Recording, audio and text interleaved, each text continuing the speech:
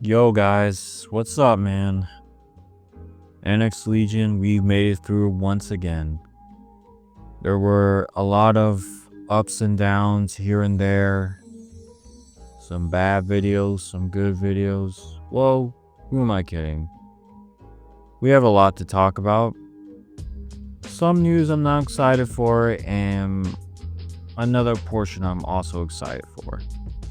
But with all further ado, ladies and gentlemen, let's get into the video and recap every single one of our videos and reflect on what we can do, or well, what I can do better.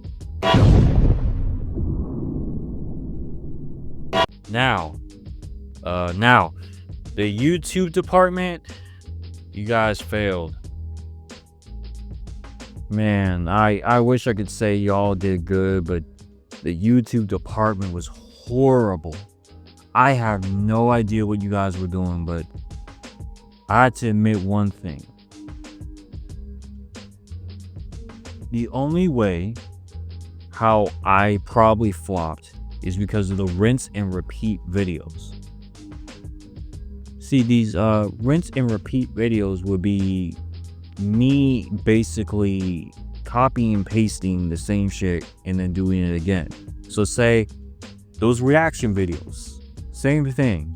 Those video gaming videos, same thing. But after a while I started to, use some memes, sprinkle them in there to try and see if the YouTube algorithm would push me through, and they kind of didn't deliver. They kind of let me to rot. So I kind of felt disrespected, but it's all good. Now, as per usual, ever since 2021, we pretty much fell off for the rest of the 3 years, this one including, because I guess I stopped uploading for a cool 2 months because I was going through a very bad phase of my life where things were not that easy. And I would tell you guys this again, things were not that easy. I was getting frustrated with a lot of things. I was in an area that, I'm going to be honest with you. Let me tell you guys a story. And maybe I've told you this before in a couple of videos, but to summarize it up, your boy Neusxanity, he kind of pissed off a person that was very popular around here at the time. I guess I could say someone through 2013 through 2018. That person stayed here for years. That's a pretty long time. So this person was well known for bullying people and pretty much manipulating them into fighting each other. Anyone who went against this person, they knew how to manipulate it to a point where it'll make you look like you're something that you're not. To me, I don't even know how that person did magic, but I'll say she's a she. And this woman would go out of her way to mess with people in her neighborhood school, at my school, and everybody else's. So after a while, things kind of took a wrong turn. To fast forward past 2018 to 2019, things got a little bit smoother. 2020, very nasty realization. And then 2021 was like the problematic issue and the reason why I fell off. And because I was going through a very depressed phase, and I'll say this much, I was trying to make new friends around my area and new friends didn't really come through. It was just more of me going to social gatherings and picking up phone numbers. Does that make any sense? I was just picking up phone numbers and that was it. There was nothing to it. I wasn't really happy with my decisions. I wasn't really happy with the people I quote unquote made as friends. They were just people who, if you're like a gamer, for example, and you didn't follow the trend of liking One Piece, Jushin Jensen Kai, and other types of animes that were popular by everyone, Demon Slayer, and they would kind of just not want to talk to you. Those were the types of friends I had, quote unquote friends. And for the longest time, I started to realize for years and years since 2023, right? 2023, I was definitely in this whack ass loner phase to be like, I don't want to be around anyone. Everyone just seems to be wanting to do shit because it's trending, or everyone else has something in common. But me knowing damn well I never have anything in common with people. And the reason why that happened, this explains the 2021 fall off, as I like to call it. So this is leading up to that point. So that point, I started making rinse and repeat videos like you guys see now. 2022, 2023, and then all the way up to 2024. So here's my idea that I proposed to myself. I was going to do it in a way where you guys might have been somewhat entertained, but then at the same time, a reaction video, for example, you kind of can't really add too much to it. Does that make any sense? Like, I can add little sound bits here and there, but it's like, how? How do you make something like that entertaining? It's just nearby impossible. I mean, I could lie to myself and say it's entertaining, but not really. Clearly not everyone's going to be entertained by that. And yeah, I mean, I don't know. I don't know, bro. I just find that kind of weird that I even remotely have to make something good, like a reaction video, and make it over the top reaction, scream, yell, shout, bitch, moan. Like, I don't know. It's just kind of weird to make something like that edited. But yeah, guys, my video gaming videos, they gotta get stepped up. And animations, I'll think about coming back to them, but it's going to take a very long while. Animations, I can't play with those. I gotta experiment a lot more behind the scenes before I even make animations. Edits, I'm canceling, because now I found a new format to actually make good shorts and good Instagram videos. So I was at first going to do edits, but I refused to be a part of that weird trend anymore. I thought it was cool at one point because of peak 2022, and you know, I was going through this depressed phase, and you know, the shorts were getting me hooked on it, and that was it. It was like a drug. It was like something I was fiending for. But then I realized, what's the point? That's how they're getting me. And I was like, I can't be a part of this. I gotta be the one making these people fiend the same way. So I did the smart thing. For shorts, I'm basically going to do that little meme content, as I'm going to call it.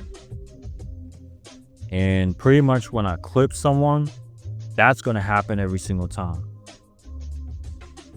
I will no longer be doing it the way people expect me to do it. I'll probably do combo videos for Tekken 8 or any fighting game, but I gotta realize something. Is it worth it? About 1,000 people are doing combo videos, and I don't know. It's kind of weird. It's kind of a dumb situation here. Like, me doing a combo video would just be me imitating someone else. So yeah. I'll see you guys in the next part of the whole series.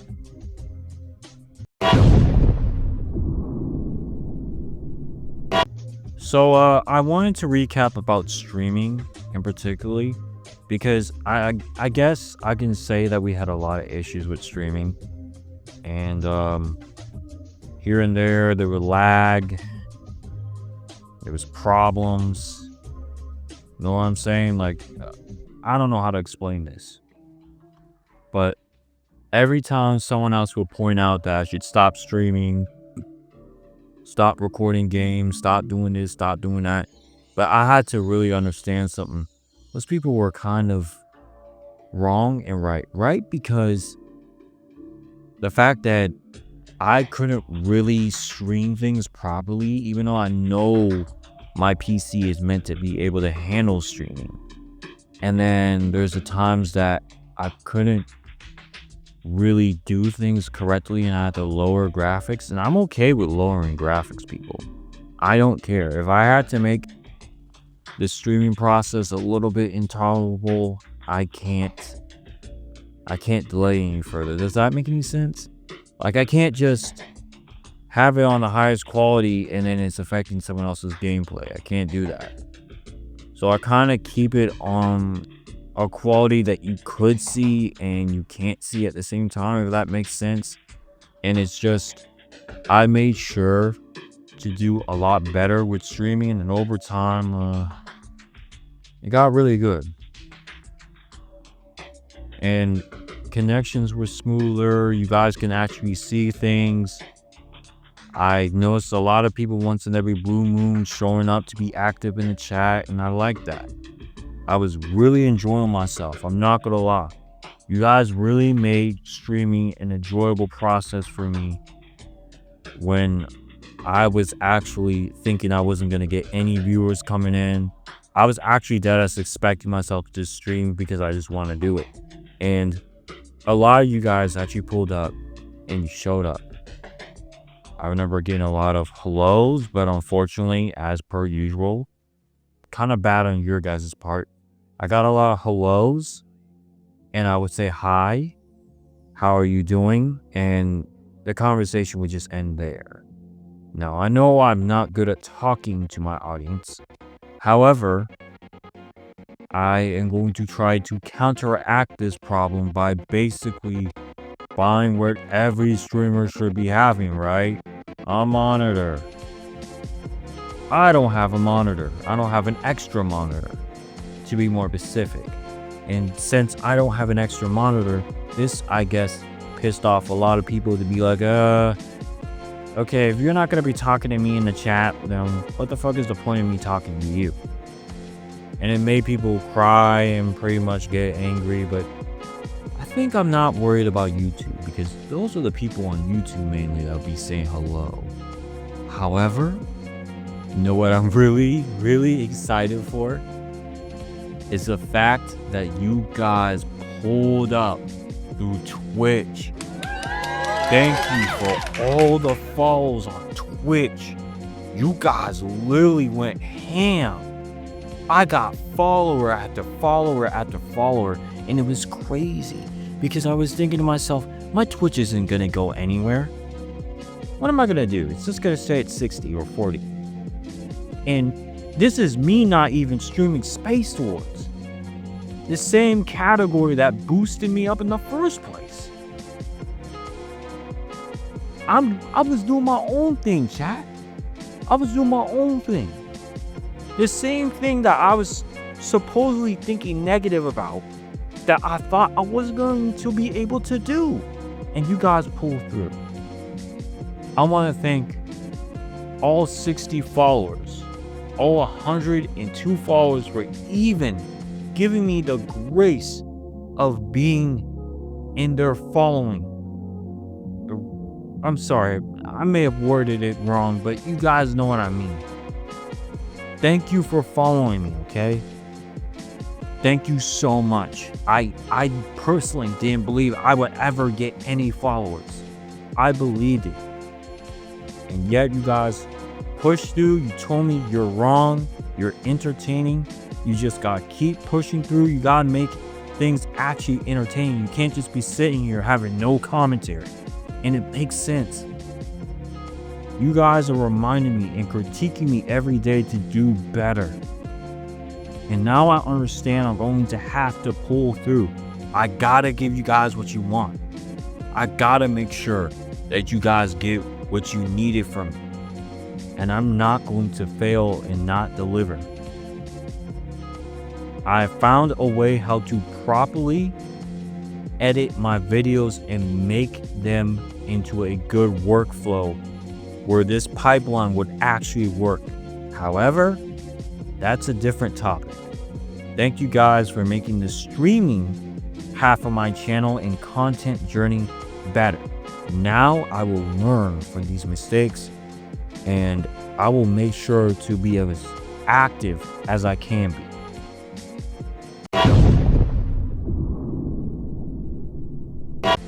Well, anyways, I guess you have made it this far to the part where I recap my most popular videos of this year.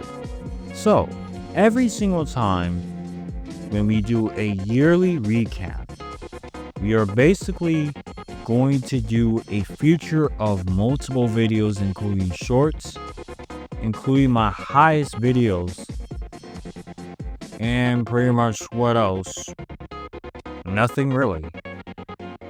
But anyways, before I leave you guys off to watch all of my recapped videos, links, and everything else, I want you guys to be left off with a little bit of a parting note after those videos. But if you can stay tuned at the end of the videos, please.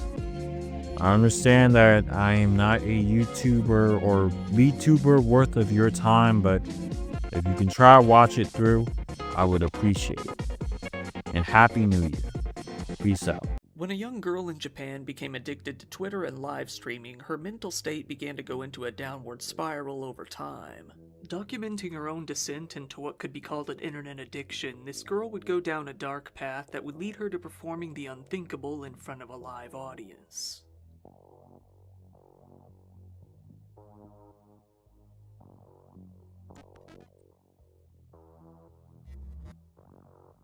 Recently, I've been covering a lot of cases in which YouTubers and streamers lose their lives on camera.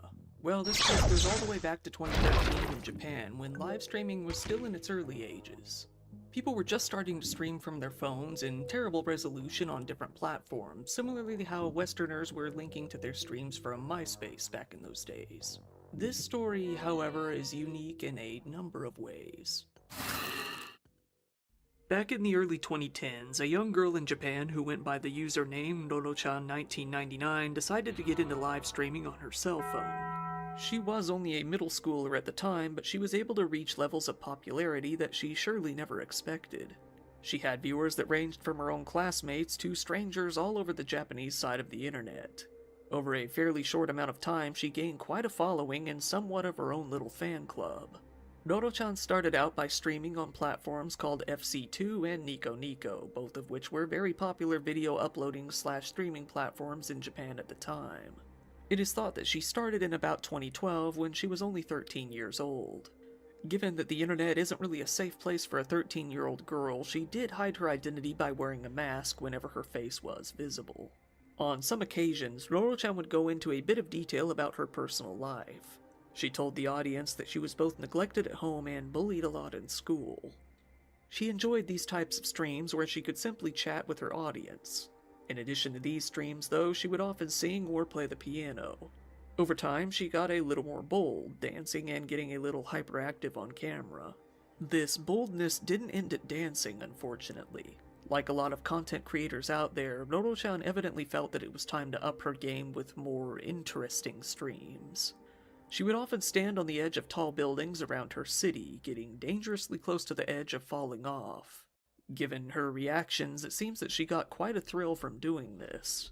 However, she would start performing even more dangerous stunts, like running out straight into oncoming traffic and dodging cars. Some of Noro-chan's videos from back in the day were actually recorded, clipped, and uploaded to other streaming sites. For a while, they were available in full on YouTube, but given later events in this video, she has become somewhat of a no-go topic of discussion, and her full videos have become hard to find on the platform. Some of the more harmless videos of her that remain just show her playing the piano and goofing around, like this one.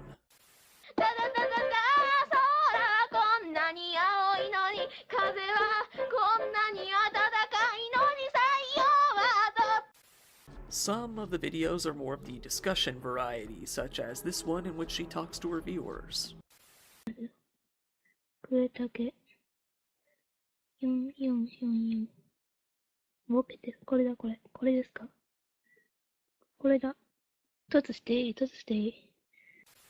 い？ Interestingly though, in one video that is often shared, she is showing her audience something on her computer screen when the screen suddenly goes black, showing her face in the reflection. To be fair, her phone is hiding the portion of her face that her mask normally blocks anyway, but this still gave her so much of a shock that she immediately turned the other direction and began to lament to her viewers about how she had messed up and accidentally shown her face again. She has slipped up at other times, with this picture supposedly being a leaked photo of her face, although this has never been confirmed with 100% certainty. Over time, Roro-chan began to behave a little more inappropriately. Despite her young age, she would often taunt her viewers in an erotic sort of manner. In one video, she is shown repeating the phrase "daite" over and over while interacting with her audience. While the word daite technically only means hold me or embrace me, it does hold very heavy sexual connotations in the right context, similar to the phrase take me in English. 抱いて、抱いてとかそういう、抱いて、はあはあ、抱いて、抱いて、抱いて、抱いて、精霊的な、抱いて、抱いて、抱いて、抱いて。Roro-chan branched out from live streaming and began interaction on other platforms as well. She became quite active on Twitter, gaining herself over 31,000 followers over time. On some days, she would tweet dozens of times within a single day.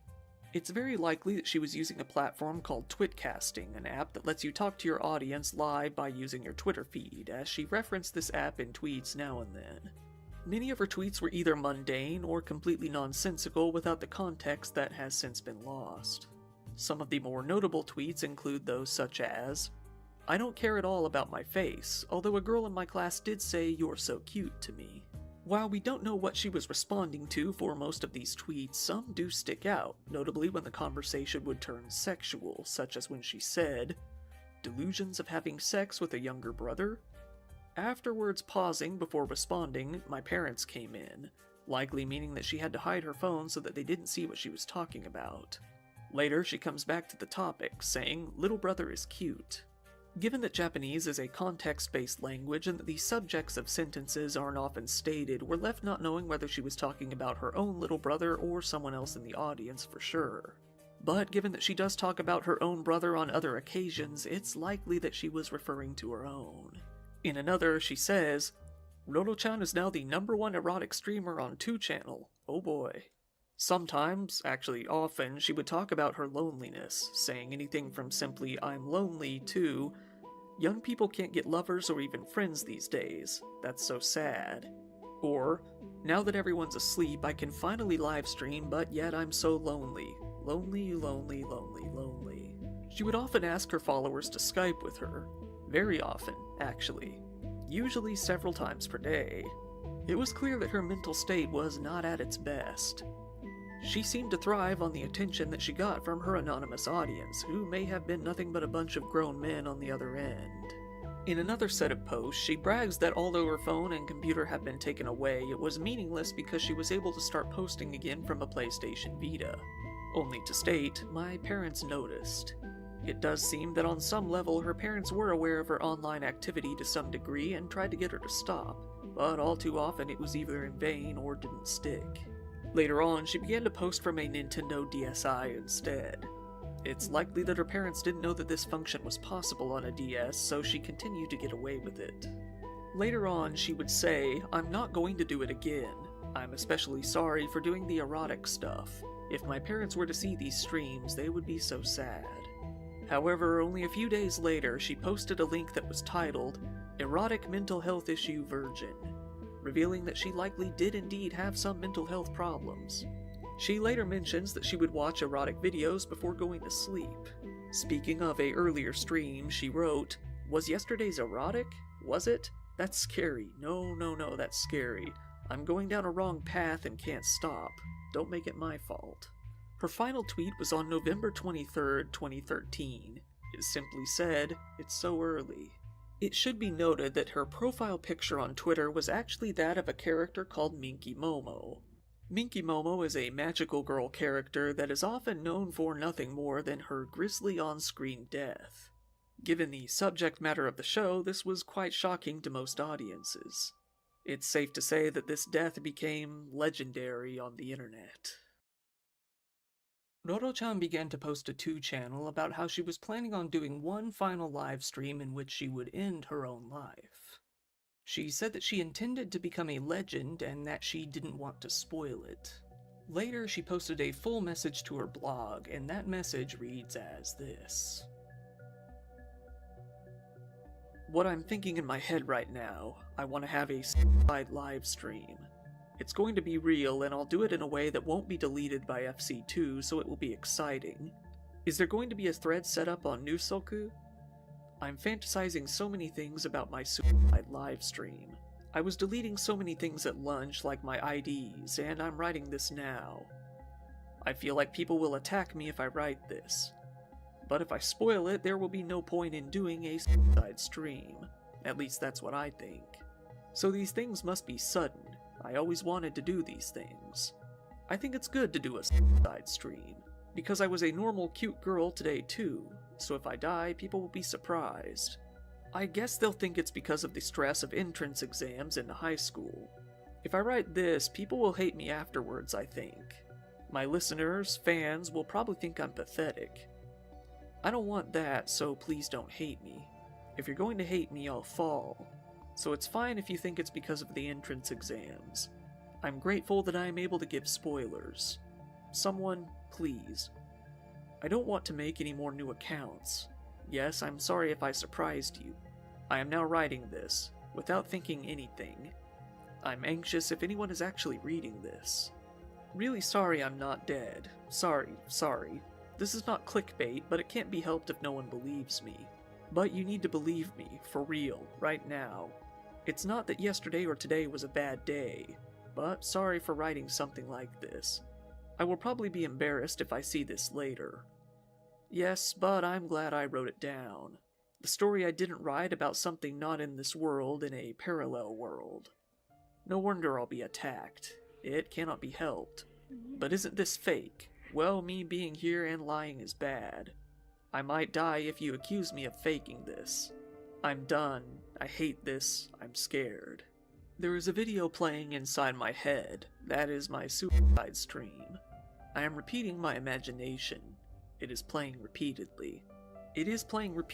But I won't be able to do that if I spoil it here. Because I think it won't be pretty. First, I will do a face reveal.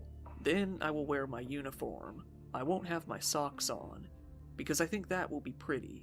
And if it goes over 1,000 people, I will escape my house from the balcony. And I will keep walking. I will climb the stairs up to the 18th floor. Keep on walking and there is a landing of the stairs. There is no fence around the landing. I saw this and thought about this before, and I realized that. And the ground is made of concrete, so if I hit my head it will hurt and it will be pathetic. This is disgusting. I'm disgusting. Sorry. But alright, I will overcome this disgust and write without thinking. I can't think, and then I'll stick my feet out. I'll write everything out because I'm still a bit scared. I have my feet stuck out, and today I realized, hey, I can just fall from there, and I will be a legend. Then everyone will pay attention to me. There will be a thread set up on Neusxanity. I thought that is a very great idea. So if I do this today, I won't be scared of falling. I know it's disgusting. I'm sorry, please forgive me. And there will be blood everywhere, and everyone will see me, I think. Then strangers will see me. I was only thinking about that recently. What happens when I have become a legend after I die? Unstoppable. That's the name as when I first started Twitcasting. This morning, since today, I'll get back my access to Twitcasting, so I strongly remember that. So, I will be gone after deleting everything. Then everyone will be surprised. This is disgusting, this is gross, I'm sorry, I hate this, other people are suffering too. I feel sorry for other people, but I won't even think about that right now. I needed a lot of courage just to decide to write this. Okay, and I deleted everything. And then I felt lonely. So then I wondered what I was going to do for my next stream. So I thought, when I passed my entrance exam, I thought everyone would be surprised if I suddenly came back and was accepted into high school. Next I thought, when I have the May blues, next May, If I suddenly start a suicide stream, I'll definitely be a legend. So I kept on thinking and I couldn't stop myself. Let's do it today. Let's do it today. But I'm scared. I'm brainwashed, so suicide is... So I hesitated. That's why I'm writing here. It's great. Thank goodness. I was scared. It was scary. If I spoil it all out here, it will be okay. It won't matter if no one's reading. My stomach hurts. I'm scared to die. I'm scared. Is anyone reading? Since I spoiled it, I won't do this method. Oh, one last thing. I will put my iPhone on the rails. And I will fall, making sure to be on camera, making sure it will be gruesome. And I will become a legend. I'm sorry. Okay, that's it. I won't do it this way. Will I? No. Thank you. So nothing to be afraid of anymore. Thanks. Roro-chan wanted to be a legend in the live streaming community so badly that she no longer even cared if it resulted in her own death, coming to the conclusion that this would be her final act. She started up her final live stream on November 24th, 2013. She is seen crouching down on the roof of a building next to a concrete barrier-type railing. She's quietly mumbling to the camera, as she often did, with the only discernible word being, "I'm scared." Some of her classmates even tuned in to watch this live stream. They urged her to become a legend in some other way. However, giving credit to her claims of severe bullying, many others encouraged her to jump and goaded her on. Pushing a box over to the concrete barrier to make a step up, Roro-chan climbed up and stood on the edge of the balcony on top of her 13-story apartment building. She began to breathe heavily and mutter to herself as the reality of what she was about to do finally set in. She then jumped from the top of the building. She let out a faint scream as she fell through the air. As her phone fell with her, not much was seen aside from the sky and the city lights until finally a loud, gruesome thud was heard. The recording of the live stream was removed from Nico Nico shortly after it aired, but this was long after some viewers had managed to record it and upload it all over the internet elsewhere. To this day, people still have and share the video around in certain circles. It wasn't long before news reports were airing in Japan about the incident. It was stated that a teenage girl had jumped from the top of her apartment building, dying instantly upon impact. People, left with nothing but questions, searched all over the internet for the reason as to why she did this. However, she herself never did leave behind a clear answer aside from her claims of wanting to become an internet legend. The dark case of Roro-chan 1999 fell to the wayside pretty quickly. Aside from the initial interest, the case was soon dropped.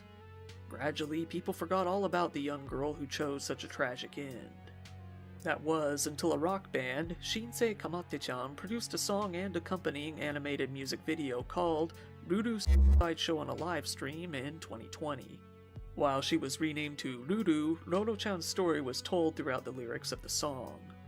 Drawn in an anime style, she was shown wearing a cell phone strapped to her eye, symbolizing how she would broadcast every moment of her life that she could. She wandered through the streets of Japan and her school as imagery of nooses and the afterlife flashed on screen until she finally jumped off of a building, just as she had done in real life. The music video gained massive popularity on YouTube before it was finally age restricted. Due to the success of the song, interest in Roro-chan's case was ignited once again. Now, even the Western world was taking a critical look into her final days and speculating as to why she did what she did. After being in obscurity for so long, though, and given that she was a live streamer, most of her videos were lost to time, giving people very little to work with. Many YouTubers posted their own videos speculating on the incident, some of them racking up millions of views. Many people either sympathized with her or simply found her anime adaptation to be a cool-looking character, leading to an explosion in fan tributes all over the world. Whether it was Newgrounds or DeviantArt, fan art of the Ruru character was inescapable. However, things took a dark turn that very year. It was reported that Japanese teenagers were taking part in what they called the Roro-chan Challenge, in which they would perform similar stunts to the ones she did on livestream. This would sometimes result in them causing harm to themselves. It was feared that someone would take this to the extremes and emulate her final act on camera, but luckily it seems that it never went that far. Terms related to the challenge are now banned on platforms like TikTok in order to discourage any more people from attempting them. These days, Doro-chan is very seldom mentioned aside from the occasional link to the Ruru music video. Rather than become a legend, she more became a sad story in the back pages of live streaming history. Unfortunately, since she did what she did, many other live streamers have come to do the same thing, ending their lives on camera for all to see. Given that live streaming is now more popular than ever and that mental health is at an all-time low, it's only a short matter of time before another similar incident occurs. Once again, thank you for watching my video. If you want, go ahead and give it a like, it really helps me out in the algorithm. So, to summarize this whole thing up, we're gonna stop and think about what was the first thing he just said about people encouraging it. See what I'm talking about? Every freaking time, bro. Someone encourages someone else to be like, jump, jump, jump, and they'll scream it out loud. They'll comment it. These types of people in particular, I feel like should be more liable than the person who is attempting the act. Those who actually keep pressing the issue for the person to do the action should also be more likely liable because they're anonymous. I believe the FBI should also very much track those quote-unquote anonymous people and see where the hell they at and get them real quick. The problem with this is that people do not acknowledge that this is an issue. I feel like they'll say it's an issue, but it's not good enough for me. I feel like there needs to be something more likely done about this type of stuff. When people are going through a suicide process, why is there always that one weird edge ball that's gotta encourage someone to actually do the action? No, this is the same type of person. Keep this very much in mind. This is the same type of person that goes, hey, listen, I was immature, I was dumb as I didn't know what I was doing back then. I was just being very ignorant. Why is there always someone like that that goes, I was just being very ignorant? How are you that ignorant? You should be going to jail for that shit. In fact, 12 years tops for encouraging suicide. That has to be a law. 12 years tops for encouraging suicide on live streams or content creation, or more likely to harm someone else or harm themselves. That should be punishable by 12 years in jail. And it has to be in the federal prison too. You know, the big mega prisons like El Salvador, like stuff like that, that's where it has to be. It has to be. Like, I don't care if this sounds unhinged. Whatever happens in those mega prisons, you don't want to be that one. You don't want to be that one. Trust me, none of you guys want to be that dude that's stuck in a mega prison. Ooh, man, I would die to see that law be passed. It would be done. No 2 years, no 3 years, no 4 or 5. Just 12. Or a good old-fashioned 15. Just to top it off. Because that will make more sense.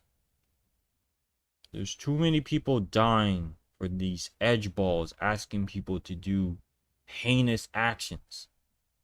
These people need to be held accountable by each and every government around the world. Guys, if we can find a way to convince everybody as a cohesive unit that this makes more sense to put an end to it by having them stay for 12 years in a mega prison, that would be so cool. I'm telling you, they wouldn't come back out the same. They would probably act a little bit more human than monster as they've been doing for years. No, these people are anonymous, so that should double it. That's the problem right there. You guys have to understand, these people gotta go. I don't care what you say. I don't care if you have a problem with me saying what I'm saying. It sounds unhinged, but it's the truth.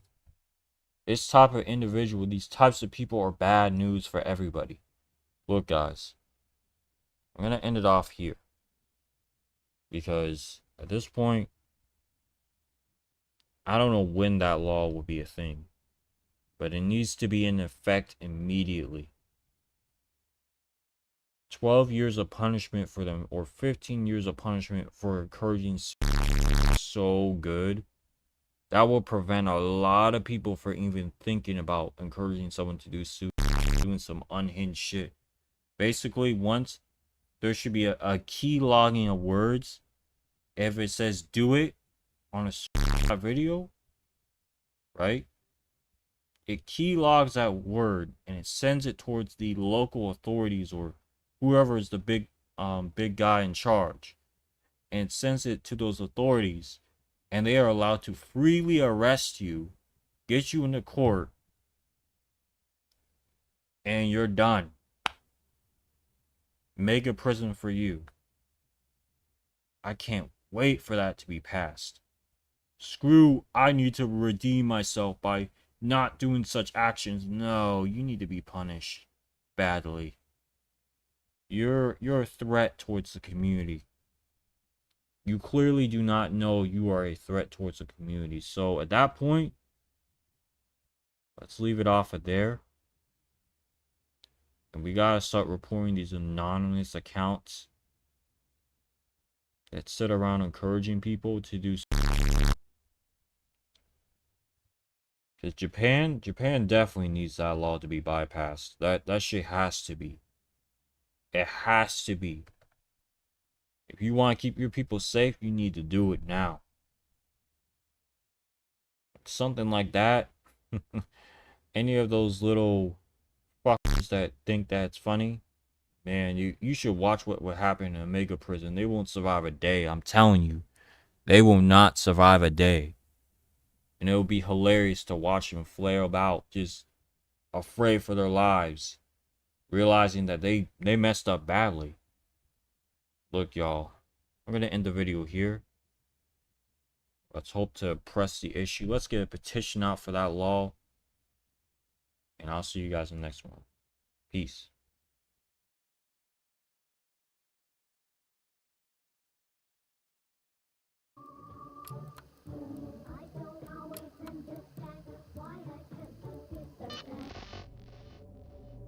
It's the winter of 1985. A family living in a remote region of the Philippines receives a package at their door, which contained a single VHS tape and a note stating that the contents were for the children of the house. And so, the kids were gathered up one by one and sat in front of the television, where the tape began to play, introducing them to a brand new show called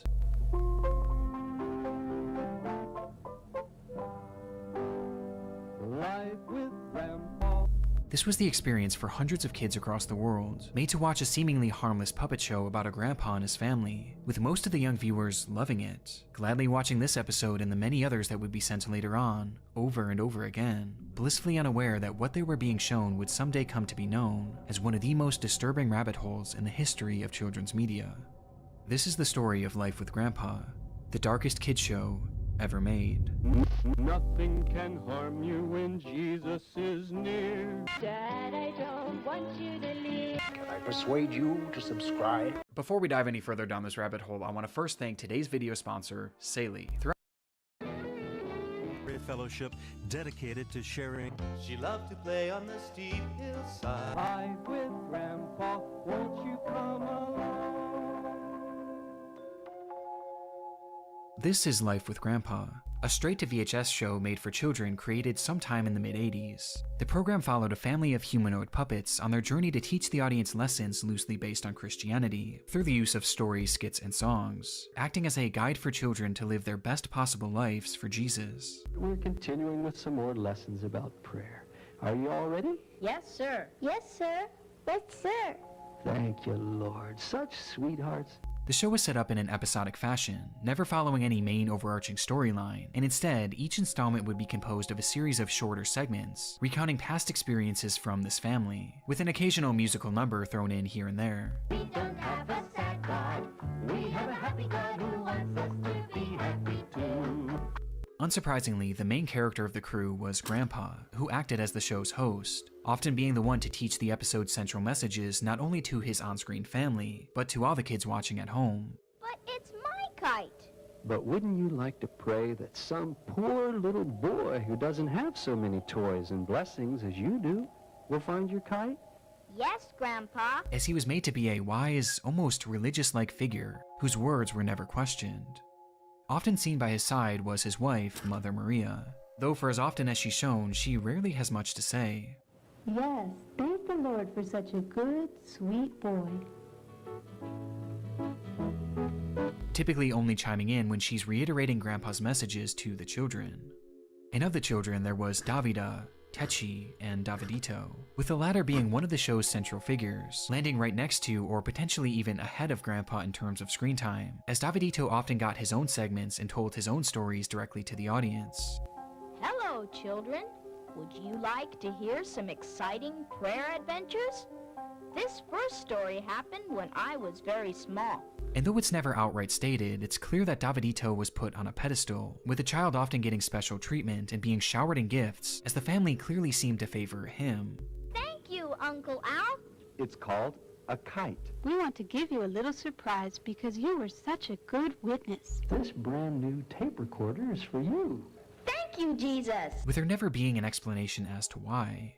This is the core group of Life with Grandpa, with the only other reoccurring characters being Aunt Sarah and Uncle Elf, a couple that was often shown around the house helping look after the kids. And despite this looking like something pulled straight from the depths of the uncanny valley, the content within the show didn't really seem all that troublesome. In fact, it appeared fairly normal, and not too unlike the many other low-budget religious shows of the time, highlighting themes like obedience, Nothing short of right is right. Yes, so the right thing is... To obey. sharing, Good morning, Davida. I have a surprise for you. Oh, can I see it? I would like to share my cars with you.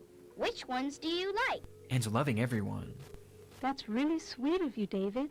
Thank you for that nice, generous present. What present?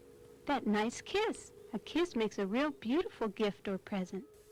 Though mixed within these fairly standard teachings, you'll find other moments that are far more unusual. Don't run down that gravel hill. Davida! Oh, Davida. She's bleeding, and her cut is all covered with dirt. And I don't even have a tissue to wipe it with. I'll just have to lick it clean and spit out the dirt. The show featured a lot of strange underlying themes that seemed to have nothing to do with religion, or at least not the conventional beliefs of Christianity, with one of the more obvious being its unprompted disdain for doctors. We'll have to really pray that there won't be a scar. Soon afterwards, there was no sign at all of the deep gash on Davida's forehead. Surely a doctor would have stitched it, but our God is still a God of miracles. Praise the Lord. As well as its constant endorsement of spanking. Jesus spanks us because he loves us and wants us to obey and be good.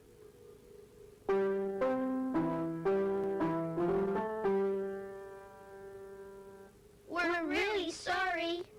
So if the Lord should spank you a little bit or correct you, it's for your own good. It's because he loves you and wants you to be good and obey. And while these are certainly strange, by far the most glaring indication that Life with Grandpa wasn't just your typical kids show came from the program's stance on women, with the first major example coming from a song made for the young girls watching on. So do the dishes and clean the floor, and God can show us something more. I'm ready for any job at all, whether it's great or whether it's small. I'm ready to go, ready to stay, ready my place to fill. Ready for service, lowly or great, ready to do God's will. The message behind this song is clear. If you're a woman, then it's your job to cook, clean, and have babies. And that's about it, as this is God's will and your sole purpose for existing.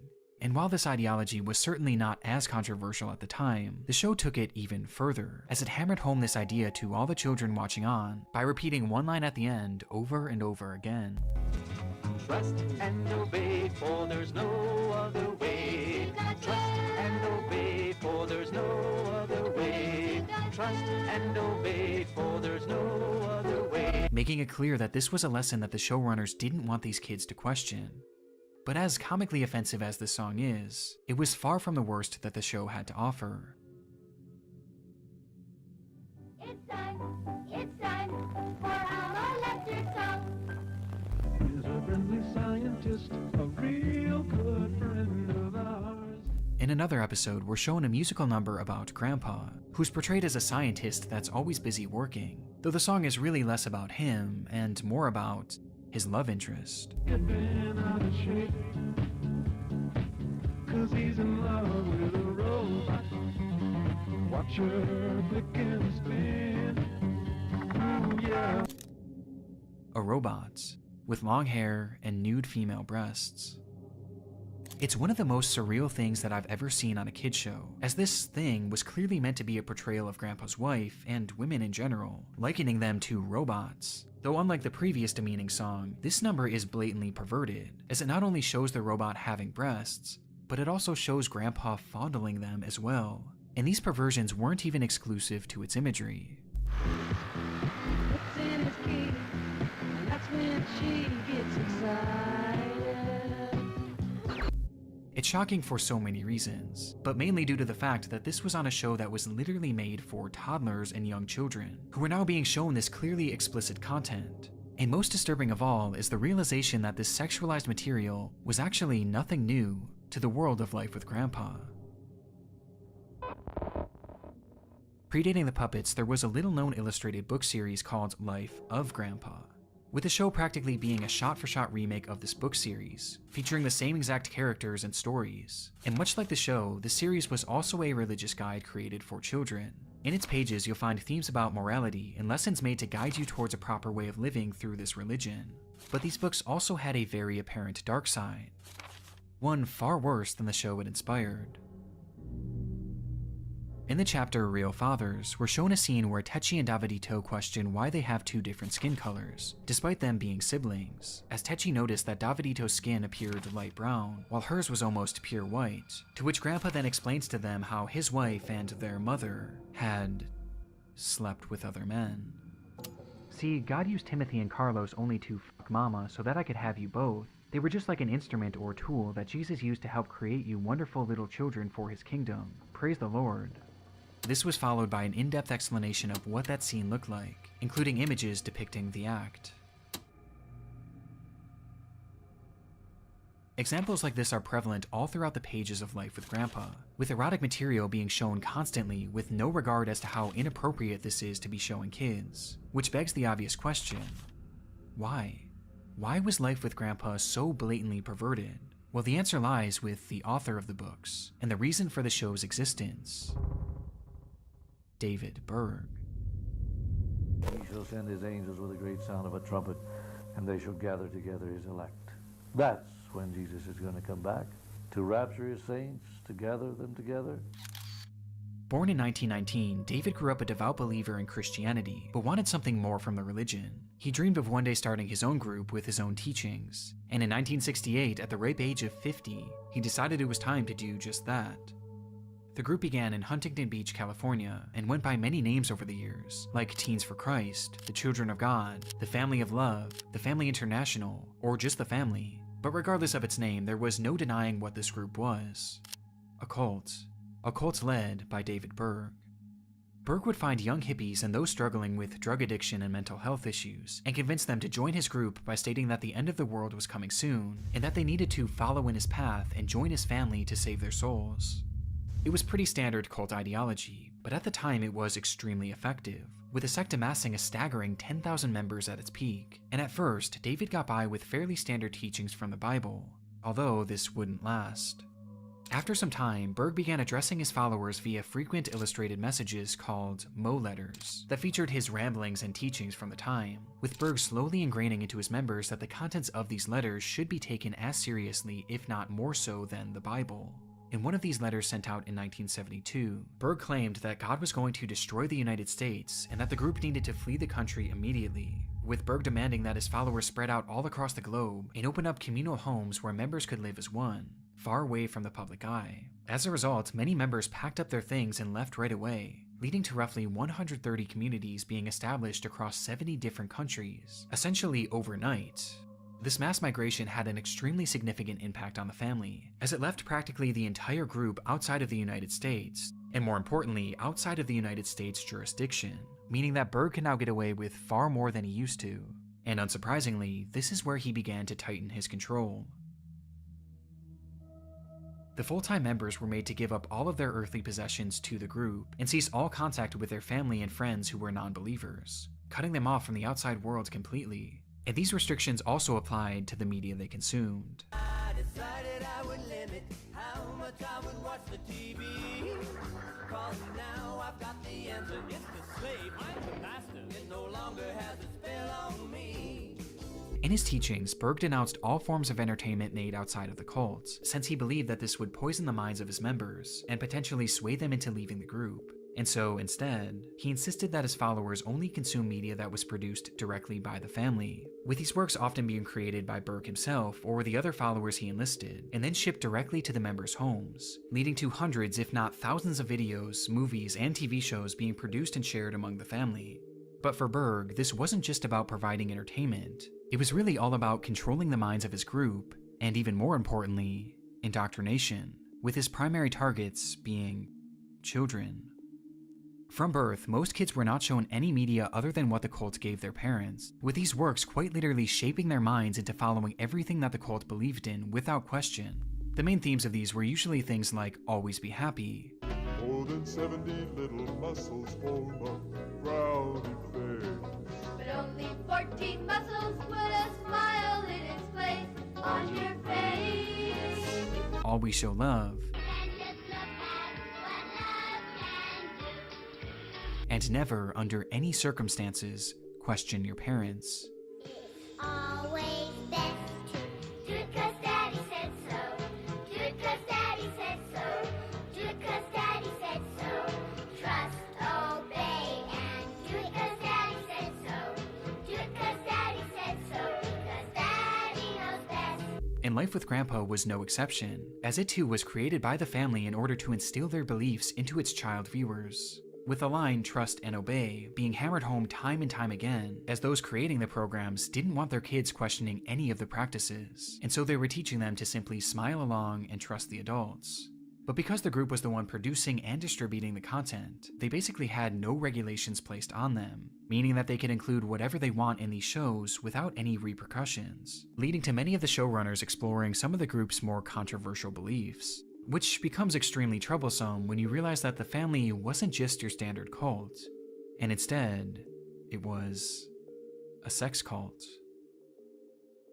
When you think of Adam and Eve in the Garden of Eden, what are you thinking about? You think about a beautiful naked man and a beautiful naked woman. And what is the first thing that a beautiful naked man and a beautiful naked woman would, of course, naturally do as soon as they saw each other and nobody else around?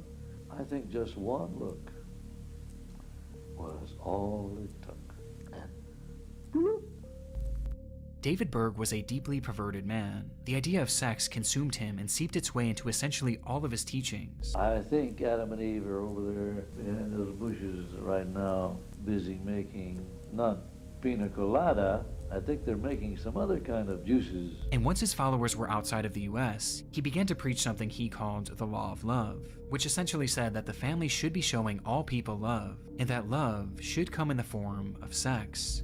I practice what I preach, and I preach sex, boys and girls, hallelujah! And so he told his followers to open up their relationships to outsiders, calling the practice sharing, as you were made to share your partner in the hopes of enticing new people to join the group. But he wasn't satisfied with just this, and instead he began to mandate that the women of the group participate in something he called flirty fishing.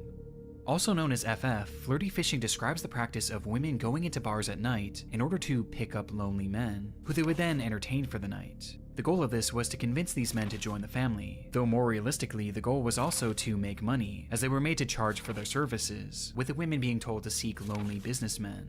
And this is something that Berg not only pushed heavily, but outright mandated, insisting that every woman in the group do this or face being removed from the family, even those who were married. And Berg was so serious about this that he sent every colony report forms so that they could report how much flirty fishing was being done, in order to check their statistics and make sure that they were up to par. Understandably, many women of the group were concerned by this, and wanted nothing to do with it. However, most of them had moved all the way across the world, and sacrificed all of their belongings to be in this group, meaning that their removal would leave them with nothing. They were trapped. Simply put, Berg was forcing the women of the group into prostitution, and he was shameless about it too, calling them God's whores and Christ's hookers. The worst of all, Berg knew that flirty fishing could put these women in grave danger, as he admitted to them that violent assaults were going to happen, but he said that if you want to live, simply don't resist. And if you do get hurt or even killed, that's entirely your fault, as after all, it was God's will. And this was on top of a myriad of other horrific things that Berg said that I can't even repeat here. But the man saying all of these horrific things was the same man who wrote Life with Grandpa, and he used this medium to normalize his sex cult's beliefs for the children watching, which gives more context as to why women were portrayed in the way they were in these books and the show, as Life with Grandpa was breaking down the young girls watching and grooming them for a life of prostitution that they were made to accept without question. Trust and obey, for there's no other way. Trust and obey. Though the show wasn't only for preparing the kids for the perverse lifestyles they were headed for, and instead, they were already becoming well accustomed to it. Throughout his Mo letters, Berg also began to preach that children should be involved in these affairs and sharing as well, stating that he believed age should have nothing to do with it. In fact, he believed that children should be taught about this lifestyle essentially as soon as they're born. And although, again, I can't read his exact words on this, Berg had declared open season on pedophilia, and much like flirty fishing, it was mandatory. The abuse that followed is unimaginable, at a scale far too large to fully know to this day. Abuse that the parents of the children not only allowed, but often participated in, with one of the more notorious large-scale accounts coming from something that the group called the Love Video. This movie was a result of Berg sending out requests to all of the parents to send him lewd videos of their children dancing, which he not only took for himself, but packaged together into a long-form compilation video that was then distributed to all of the cult's members, encouraging the others to film similar content, with Berg going as far as creating a guide to help create the perfect video. And not only did many parents go along with this, but many clearly enjoyed it. Keita shared with us the video that just came from World Services, and it was so inspiring. It was so beautiful. The love video. And for this couple specifically, this wasn't the only order that they were happily following.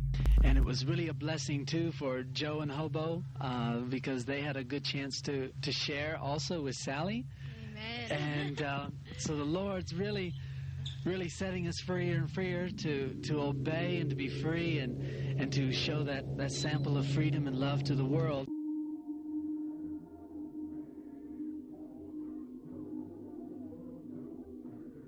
Life with Grandpa was literally created to indoctrinate kids into a pedophilic sex cult, and it makes you realize why exactly it and so many other of the cult's programs were hammering home this point of not questioning your parents or any adults, and to simply obey and smile.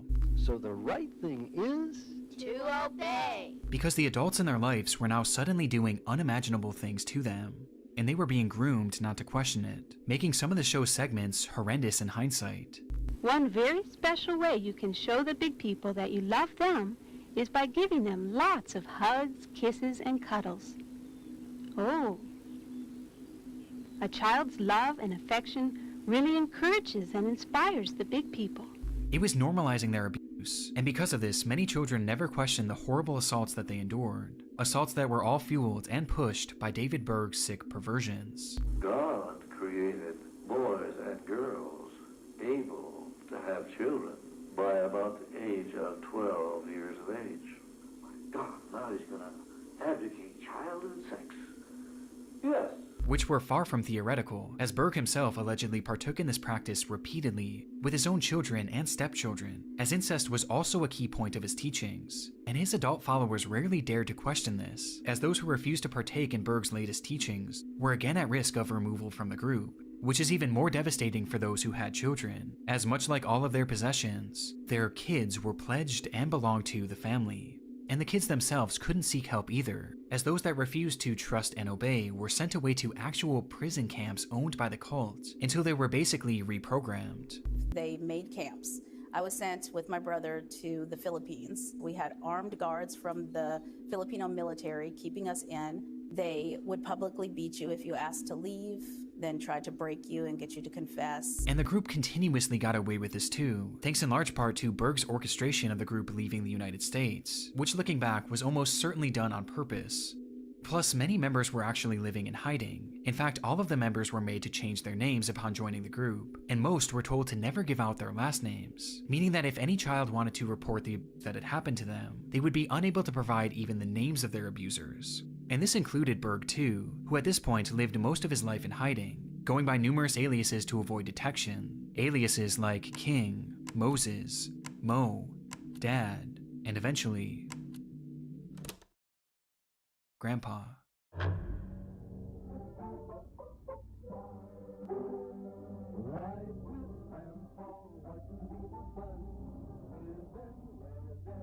The entire show was about him, David Berg, which is why he was shown as a wise, unquestioned religious-like figure who the children were made to look up to. And that wasn't all, as the characters shown alongside Berg were also members of his real-life family that lived with him in a remote commune. Mother Maria was the nickname of Karen Zerby, David's wife who helped him run the cult and facilitate this era of hypersexualization, while Aunt Sarah was based on Sarah Kelly, the woman in charge of running the prison camp made to punish the kids who dared question the family's beliefs. Sarah Kelly, who was responsible for me being held against my will in the Philippines. But the most grotesque detail to come from the revelation of who these characters are was that it showcased David Berg's polygamy, as he was actually married to many people in the real world, and two characters on the show itself, Mother Maria and Davida, his then 5-year-old stepdaughter. Davida would eventually go on to tell her story, stating that she had been Berg's child bride. And there was a ceremony with the ring and everything, and once I turned 5 years old was when I was implicated into being one of his queens, so to speak. Along with allegations that she had been victimized by him countless times. And she wasn't the only victim of Berg's perversions. Techi was often sexualized by Berg publicly, with Berg having stories made and illustrated depicting his fantasies about her when she was just a child. On top of this, numerous people within the group also claimed that she had been outright assaulted by the hands of Berg, as well as many others in the group. And look at our pretty girls today. You're dressed in such nice dresses and your hair looks so nice. Yes, you look so pretty for all the children that are watching today. The context of who these characters are makes this already disturbing show that much more sickening. But of all of the horrible stories to come from the real-life characters of Life with Grandpa, there's one that is far and away the most horrific. The story of Davidito. David is such a handsome boy, isn't he, girls? Would you like for David to share some more lessons? Yes, Grandpa. Are you all ready? Okay, David, you have the floor. His real name was Ricky Rodriguez, and as a baby, he was taken in as Berg's son following Maria conceiving him with a man after a night of flirty fishing. And being David's first son, he was given the nickname Davidito. As for David Berg, he viewed this child as essentially a messiah. He began telling his followers that Davidito would one day save them from the apocalypse, causing Davidito to become a celebrity within the group, and worshipped as a religious figure when he was just a baby. Which explains why he was given so much airtime during Life with Grandpa, and why he was constantly being showered with gifts. We want to give you a little surprise because you were such a good witness. And for David and Karen, they wanted Davidito's life and childhood to be a guide for all members of the group, as they raised him in what they believed to be the perfect manner for a godly household. And so the couple and several other contributors documented the way he was raised, with daily journal entries that were published as weekly newsletters, and eventually turned into one massive book titled The Story of Davidito. And the family truly believed that this over 700-page book was the ultimate guide for parenting and showed the only proper way to raise a child, though what it actually showed was just how badly Davidito was being abused. Davidito is described laying next to his nude nannies, witnessing orgies involving his own mother, and being touched sexually by the adults around him, with these examples being presented through not only written stories, but actual photographs, with the adults involved having their faces removed and drawings placed over the top of them in order to hide their identities. The book was not only promoting sexual acts with children, but it was outright showing it, and showing it happen to Davidito. And because of this, we have a daily journal entry of all the abuse that this child suffered, starting when he was an infant. Despite all the heinous acts that had been going on within the family, they had up until this point gone virtually unchecked by the public eye. But the story of Davidito would prove to be the first domino to fall, as the book leaked to the press. Tonight, the cult Children of God, founded by Moses David Berg, he reportedly sanctioned sex among children. This immediately became a news story all across the world, and it began shining a light on the family and its twisted beliefs. But despite all the constant news coverage, and the story of Davidito being tangible proof of the cult's horrible practices, there was still essentially nothing done to stop them, as very few arrests were ever made as a result, and even fewer resulted in convictions. So nothing was ever done to help Davidito. And so during his entire childhood and his early adult years, he stayed with the group. Though the older he got, the more he began to see the family for what they really were, and the constant pain that he was experiencing eventually made him want to just run away from it all. And so, in 1999, that's exactly what he did, fleeing to the United States in the hopes of starting a new life. Though this was easier said than done, and no amount of distance was enough to keep him away from his tortured past. At one point during his time in the United States, Ricky actually opened up about the struggles he was experiencing on a website made for survivors of the family. And there, he documented just how bad things really were for him and several others behind the scenes, living with Berg, appropriately titling the post, Life with Grandpa. It was apparent that he was haunted by this life that he tried to escape, as the trauma was an everyday cycle of hell, and he just couldn't take it anymore. Do you know that sometimes the Lord likes to test our faith, to teach us patience, and to really make us pray? This is just what happened to me once.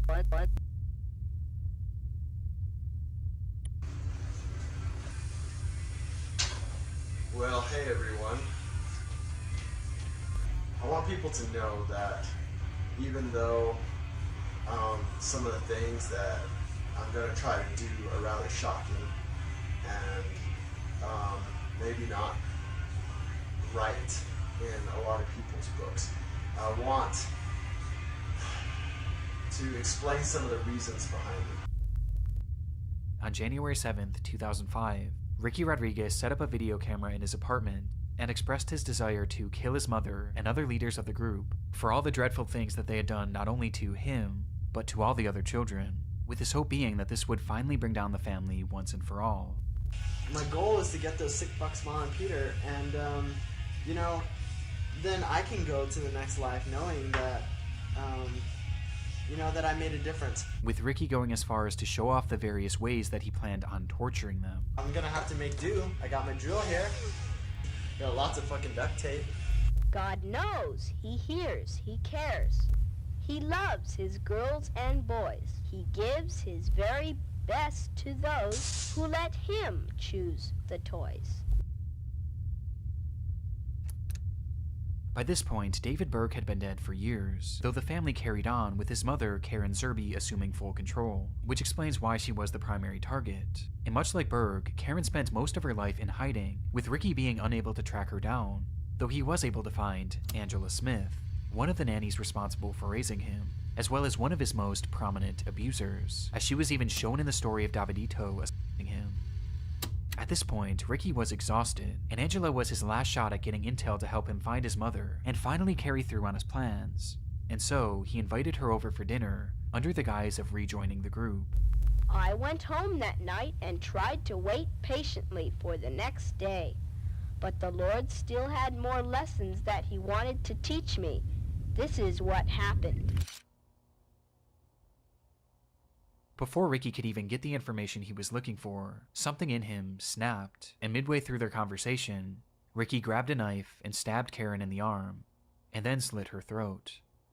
He fled the area that night, driving for hours until he reached California, the place that years before David Berg had started the family. There, he called his ex-wife, professing to everything he did, saying that he did it mainly for his sister Techi, but he felt no better. In fact, he felt worse. And even looking back at the video, it's very obvious that this was something that Ricky didn't truly want to do, and instead he felt like he had to do it, to avenge everyone that the family had hurt. I'm not trained. I don't know how to fucking do this. I don't even want to fucking do this. God damn it. And it was too late to take back what he did. And so he stopped the car in a dark parking lot, sat there for a moment thinking about everything that had happened during his painful life, and ended his suffering once and for all. I mean, in a way, that's what these fuckers have done to us. They didn't actually, grab a knife and cut us up, but, man, they sure fucked up our brains. That's the way it was at Grandpa and Mama's house. Literally or figuratively, they're going down. So, with that happy thought, I shall leave you.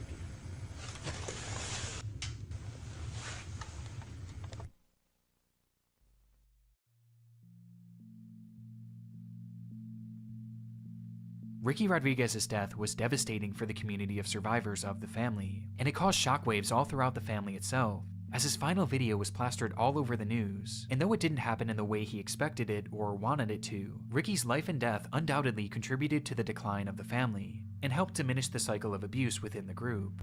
Starting from the story of Davidito, the public pressure forced Berg to outlaw the widespread abuse that he once preached. And though it is believed that it never really came to an end, it was at the very least significantly reduced. And by the time the news began to cover Ricky's death, it proved to be the final wake-up call for many still within the group, as they finally began to see through the facade that had once controlled their lives. Like Grandpa says, prayer is powerful. When we pray, things will happen and things will be different. It's difficult to watch any of Life with Grandpa, knowing its history, its purpose, and the real people that it was inspired by. Though as soon as the media began taking notice of the cult, many members were made to purge the media that was sent to them that may be considered incriminating. And as a result, it appears that most of Life with Grandpa is missing to this day, and potentially destroyed forever. Currently, only 4 episodes have been recovered, and it's not even known how many more were released, or even what year the show started or ended. But considering how closely the show mirrored the book, it's possible that these potentially missing and destroyed episodes are much worse than the ones we have today. But despite not knowing the full extent of the show, it's clear that Life with Grandpa and the countless other programs that the family made did exactly what they wanted them to. They brainwashed an entire generation of the cult's children, and the effects were devastating. But they become extremely agitated when we ask them about Moses David Berg's teachings on sex. My Little Fish. Now, your father described that as a routine publication. They're not having sex, they're just kissing and hugging in bed. That's not sex. If you show it to other people, they don't understand. That stuff's not supposed to be publicized. So many people think sex is wrong. So many people hate us. But we just telling them the truth. We're just telling them it's not wrong. We're just telling them that there's nothing wrong with it. And here comes these publicizers doing them to everybody. Between the strange content from the program itself, its obvious attempts at indoctrinating kids into a cult that was only ever going to harm them, the real-life people behind the characters, and the fact that this propaganda was so effective, I have no doubt that Life with Grandpa is the darkest children's show that I've ever come across. Though, shockingly, there's somehow one more layer to the story that makes this program even more disturbing. And now, here's the exciting ending to this story. One thing that we haven't discussed yet is who was actually the one behind the creation of the show. There's no doubt that it's David Berg's stories and was probably done at his request, but who was the one actually making it? Well, unfortunately, most of the people who worked on the show have their identities hidden by only using their first names, or even using straight-up aliases, so I could hardly find any information on any of them, with the exception of one: Peter Puppet. Peter Puppet was sort of a celebrity within the group, being responsible for numerous puppet shows, including one called The Lovettes, which was actually far more popular than Life with Grandpa, and was even supposedly broadcast on TV in the Philippines, with the show being a disturbing rabbit hole in its own right. Would you like to hear a story? Well then, let's go see Grandpa in the garden. Hello, children. So nice of you to visit us in the garden today. But Peter Puppet owned this group and was in charge of the Lovettes team, and coincidentally, the Lovettes just so happened to be credited as the producers of Life with Grandpa. So Peter Puppet was, at the very least, one of the contributing creators of the show, And he also seems to be the one in charge of performing the actual musical numbers on the show, as they featured puppets that belonged to Peter and the Lovettes team, with these segments interestingly being credited to an unknown man named Peter Pioneer. We have a beautiful song from Peter Pioneer. It's not a concrete link, but it's clear that Peter Puppet had a role in the show's creation, and helped push the family's disturbed ideology onto hundreds of kids across the globe. But during the creation of Life with Grandpa, it seems his own beliefs were being tested. In the beginning of the video, we saw an example of the family's view on doctors. Surely a doctor would have stitched it, but our God is still a God of miracles. Praise the Lord. This sentiment was really common in the family, as Berg outright forbade any medicine or surgeries of any kind, instead preaching that miracles from God were the only way to heal. And because of this, many members of the family with chronic ailments or fatal illnesses were basically left to die. And one of those left suffering was Peter Puppet. His life is almost entirely a mystery, as he lived in hiding in one of the family's compounds, but according to some of the group's members, one day he noticed something in his neck, a small lump, and over the next few weeks and months it began to slowly get bigger and bigger, to the point that Peter had to go visit a doctor in order to see what was wrong. And it was there he learned that inside of him was an aggressive tumor that was only going to get larger. The good news was the tumor was actually operable and could be removed with little risk to his life, but the bad news was surgeries were against the family's beliefs, and so he turned it down, instead opting to go back to the compound to pray the tumor away with the other members. This, however, never happened. Instead, the mass began to grow at an even faster rate, to the point that those around him could notice it, eventually leading to Peter hiding away in his room away from the others, not wanting to be seen. However, at some point during his struggle, a photograph was taken, showing the entire compound he was living with. And in the background, we see Peter, whose neck is impossibly large. From here, it's said that Peter began to beg the family to take him to get this surgery, as the tumor was quite literally suffocating him slowly, turning him against the very beliefs that he once forced upon so many children over the years. But the family forbade it, insisting that he wait for a miracle that was never going to come. With nowhere else to turn, Peter Puppet supposedly ended his own life shortly after this photograph was taken, adding the final pillar of context to Life with Grandpa, a program that can only be described as the darkest children's show ever created. We've got to go now. Let's wave bye-bye, kids. God bless you. Come on, say bye-bye. Bye-bye. Bye-bye. Bye-bye. Sadly I wandered for many a year, driven by hunger and filled with fear. I must arise and go backward through sorrow, my steps to trace, seeking my heavenly Father's face, willing to take but a servant's place. I should arise and go back to my father and home, back to my father and home. I should arise and go back to my father and home. Why should I perish in dark despair, here where there's no one to help nor care, when there is shelter and food to spare? I will arise and go, deeply repenting these wrongs I've done, worthy no more to be called his son, hoping my Father his child will own. I must arise and go. Sweet are those memories that come to me, faces of loved ones again I see.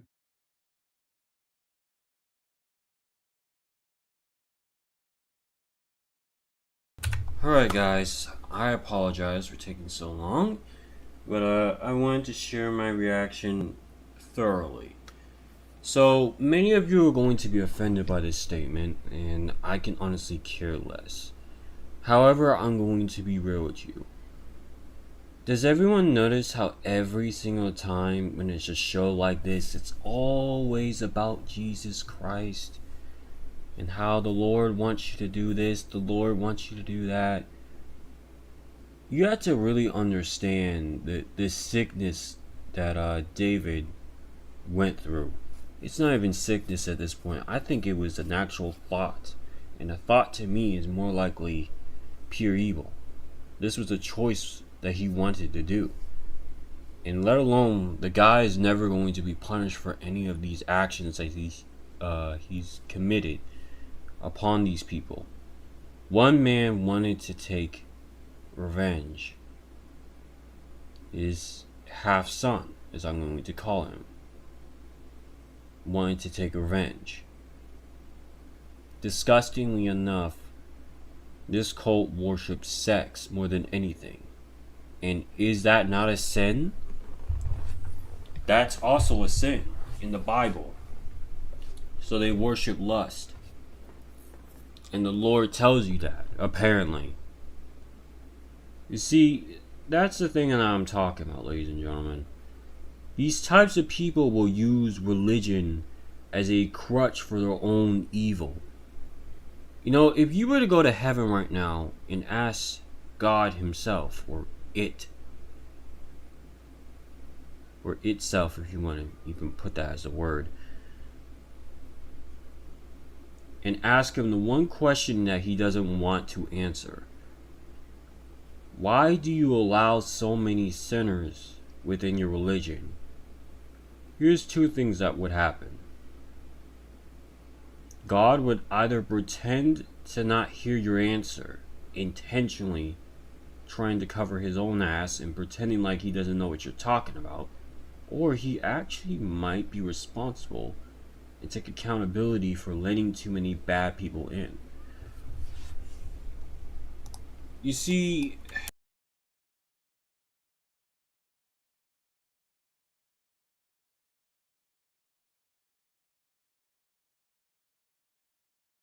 these types of individuals,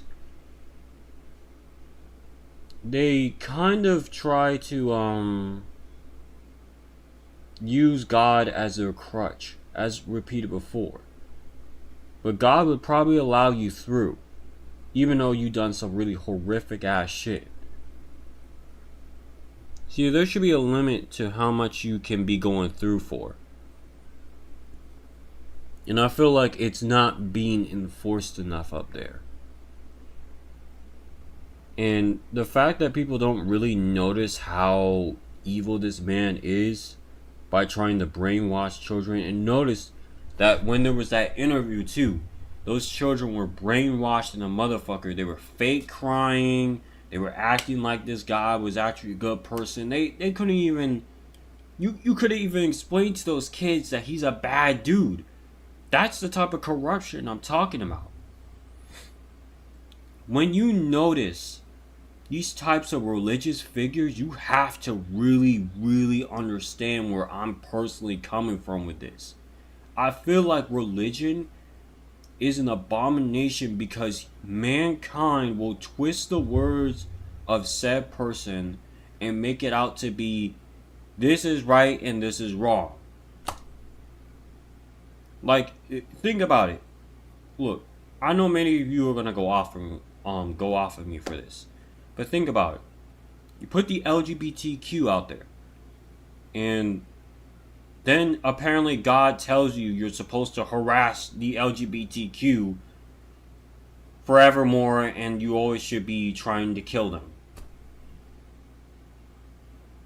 Did God really say that? Did the Bible say you're supposed to be attacking random people who don't agree with you? I'm telling you, religion is used as a crutch to commit heinous acts. This being the prime example. Jesus' name has been used in such a vain way. I don't know how many times I could just put it in numbers and say that I know the exact number. I can't tell you how many times, because it's so much. It's that doggone evil. Like, I get it. It's impossible. Not all people in Christianity are bad, but you know what? I hate to break it to you. I believe a massive majority are very much bad people. God did not think this through when he said, I'm going to allow everyone into my religion. Not forgetting about the fact that there are motherfuckers out here who commit heinous actions in order to get away with it. To look holier than thou. To look like they are good men, they are good women, they are good children. People use God as a crutch to commit heinous acts. But let's get into the in particular parts that I want to disclose towards everyone. The trust and obey part. The trust and obey part is probably the biggest concern. When we were noticing the first clip, what did he say about women? Telling them their roles. Do you know how many rage-baiting pieces of shit would be like he's right?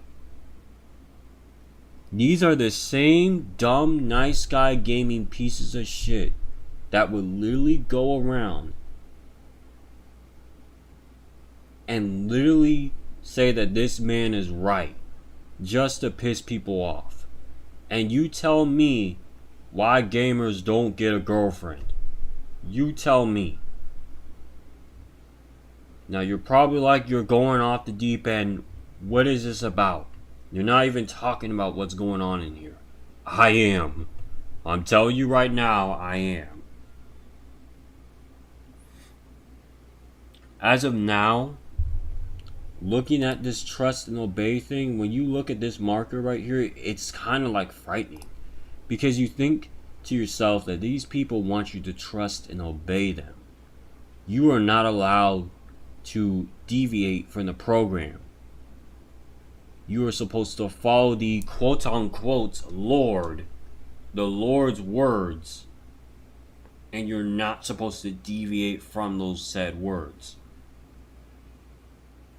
That is how freaking evil that is. You really had to listen to that. But let's listen to the Trust and Obey song. Just for the F of it. Where is it? We're gonna look a little bit, skimp through. Here we go.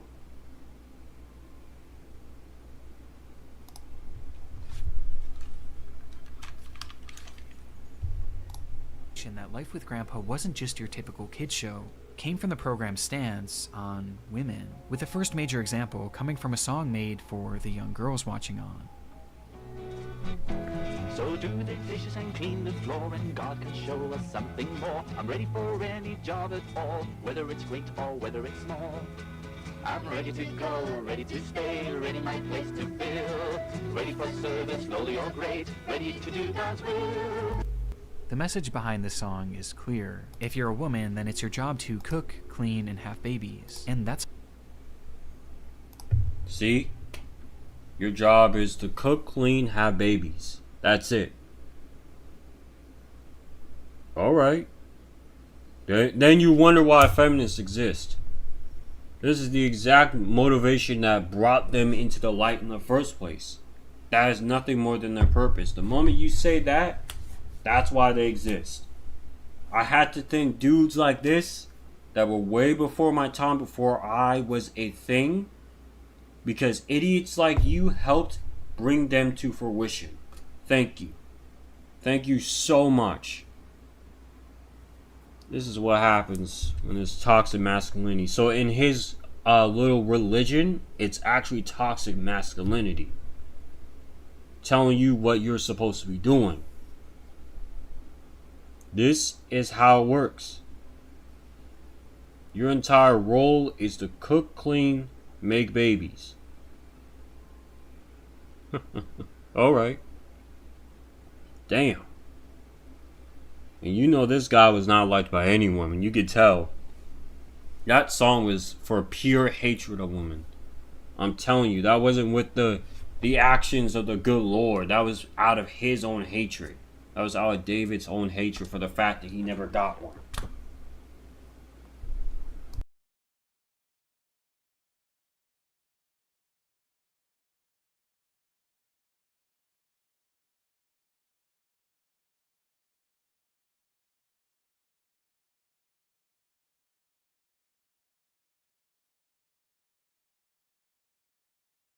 Now I think we're going to go on to the part where it might make some difference.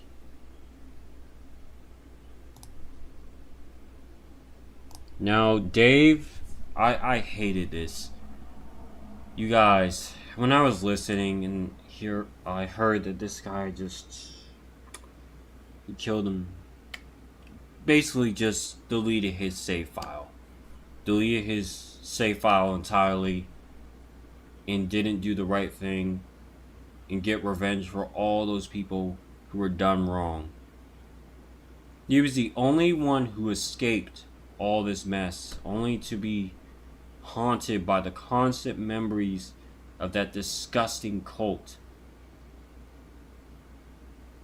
And yet, he didn't go through with it completely. He only got one of them. That was it. That was literally it. In another one, all the others got away, and a couple went to jail, I guess, from what I know. Nothing was done. Nothing was absolutely done. I felt like a pit in my stomach after hearing this guy had deleted his save file. It was just damn near horrible.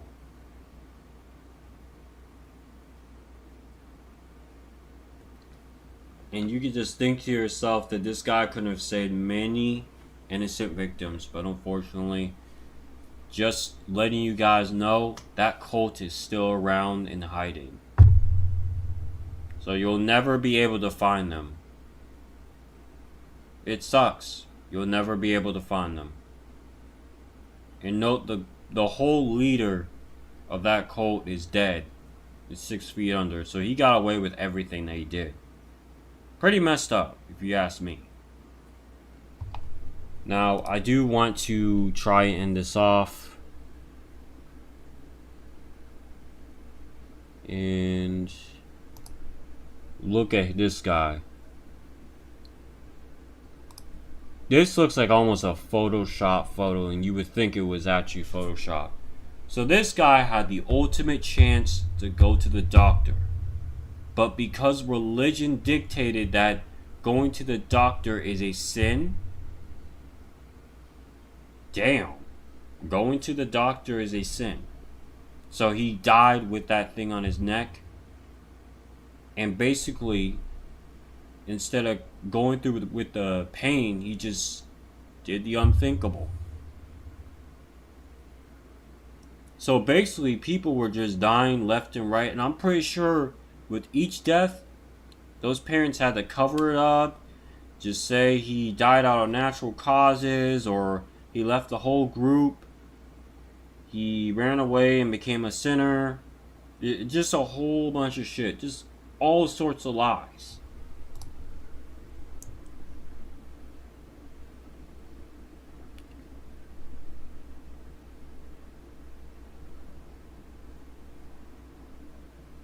And then on top of that, this is a sex cult. So let's remind ourselves that this entire thing is a sex cult. So this guy would send women out to go get impregnated by random dudes on the street. Anyone. And against your own will on top of that too. And read this very much out loud to yourself. Let it be known.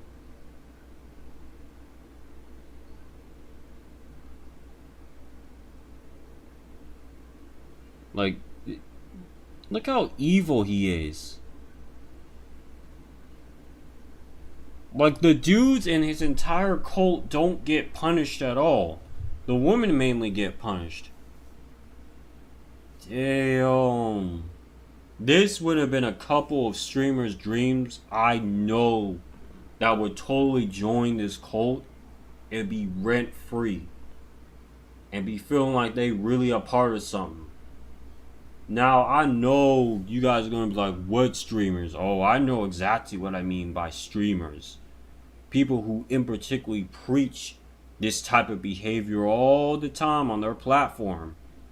And these are the same people who will never get banned. And if they do get quote unquote banned, it's a 24-hour ban and they're back. The same people who will preach this type of stuff. Or the same people who are always rage baiting, always talking shit, doing the same shit. Yeah, no.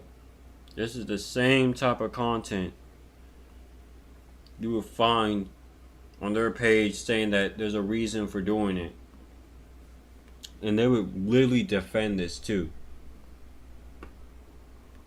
I'm just saying, like, the disturbing thought of someone who writes rules like this, you really gotta ask yourself, how evil are you on a scale to 10? And this dude, this David Birth dude, I don't know his name like that. No, I do know his name. What am I talking about? This David Berg dude, he would straight up tell you 10 out of 10. Just for the fuck of it, to piss you off. Look, guys. Whether you like it or not, you can always argue the fact that religion is not this way, but there's too many people like him. I'm being so for real. There is too many men like this that will literally preach doing the unthinkable. And they would think it would be right too. They would not feel bad if they did it to you, and they would do it twice if they got the chance. That's the thing about these types of dudes. They don't feel bad. He's probably in hell right now, literally not confessing nothing. Just saying they're happy that he got away with what he did. But you know, religion is religion. You're always holy, right? Always holy. You're not a bad person at all. You're trying to go through redemption. You're trying to do better. This was his version of better, people. This was his version of better. If you're gonna go through redemption the right way, you don't need religion. You just need to do good acts and kind things. And be a better person instead of trying to look for an easy scapegoat into religion. Because this is what it is.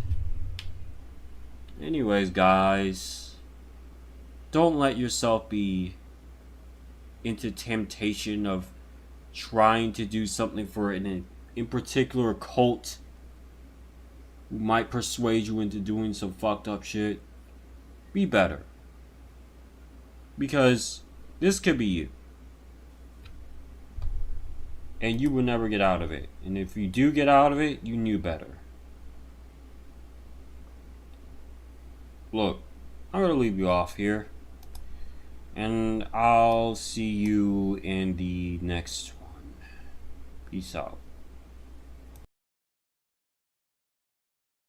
Actually, not peace out. One more thing before we go. If you ever get persuaded into a cult, I'm going to ask you something. Don't be afraid to try and abandon it, because a cult is full of people who scam people. You should know this already. There's a difference between religions. Religions are more people who use God's name and then trying to actually get paid off of him. versus a cult that pretends to know God and saying this is what you do.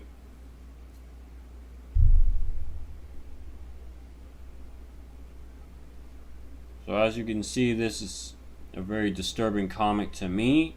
I don't know about y'all, but I'm telling you, if I was to ask a parent of mine, did they see something like this, they would probably lie and say they don't know nothing about it. They said this was sent in the VHS tape, but I don't believe that. I feel like this has been on TV before, but it only ran for like 3 episodes and then it got cut off. It got cut off so quickly that they said something was off and they weren't going to play around with it.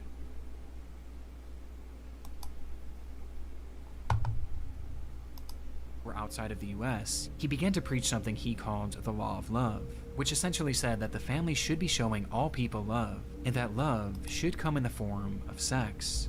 I practice what I preach, and I preach sex, boys and girls, hallelujah. And so he told his followers to open up their relationships to outsiders, calling the practice sharing, as you were made to share your partner in the hopes of enticing new people to join the group.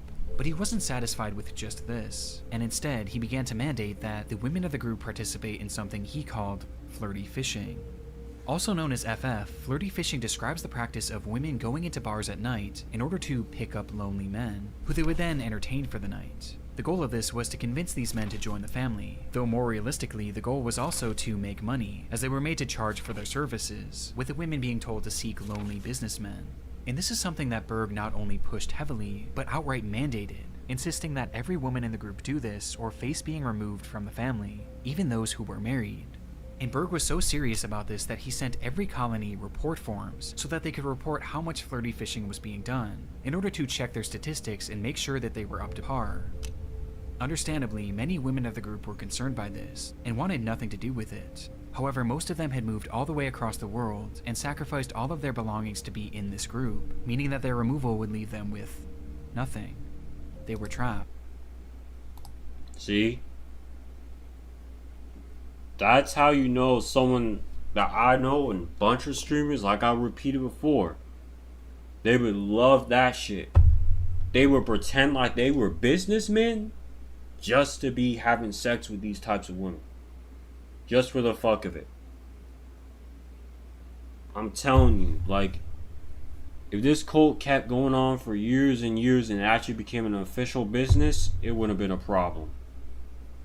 It would have been an extremely bad problem. Alright, that's really what I wanted to show you. That was the most disgusting part for me personally, because that hit home. We'll see you guys in the next video. And don't get a part of cults, guys. You know better. Peace out.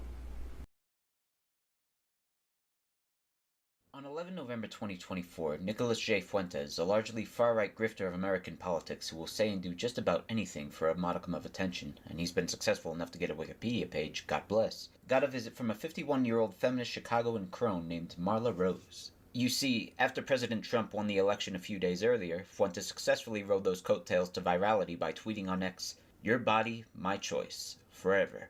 Is this guy controlled opposition or what? An altercation that saw police called to the scene occurred after Mrs. Rose rang Mr. Fuentes' doorbell unsolicited, to which Mr. Fuentes allegedly responded by immediately macing her, pushing her down his porch, and stealing her phone.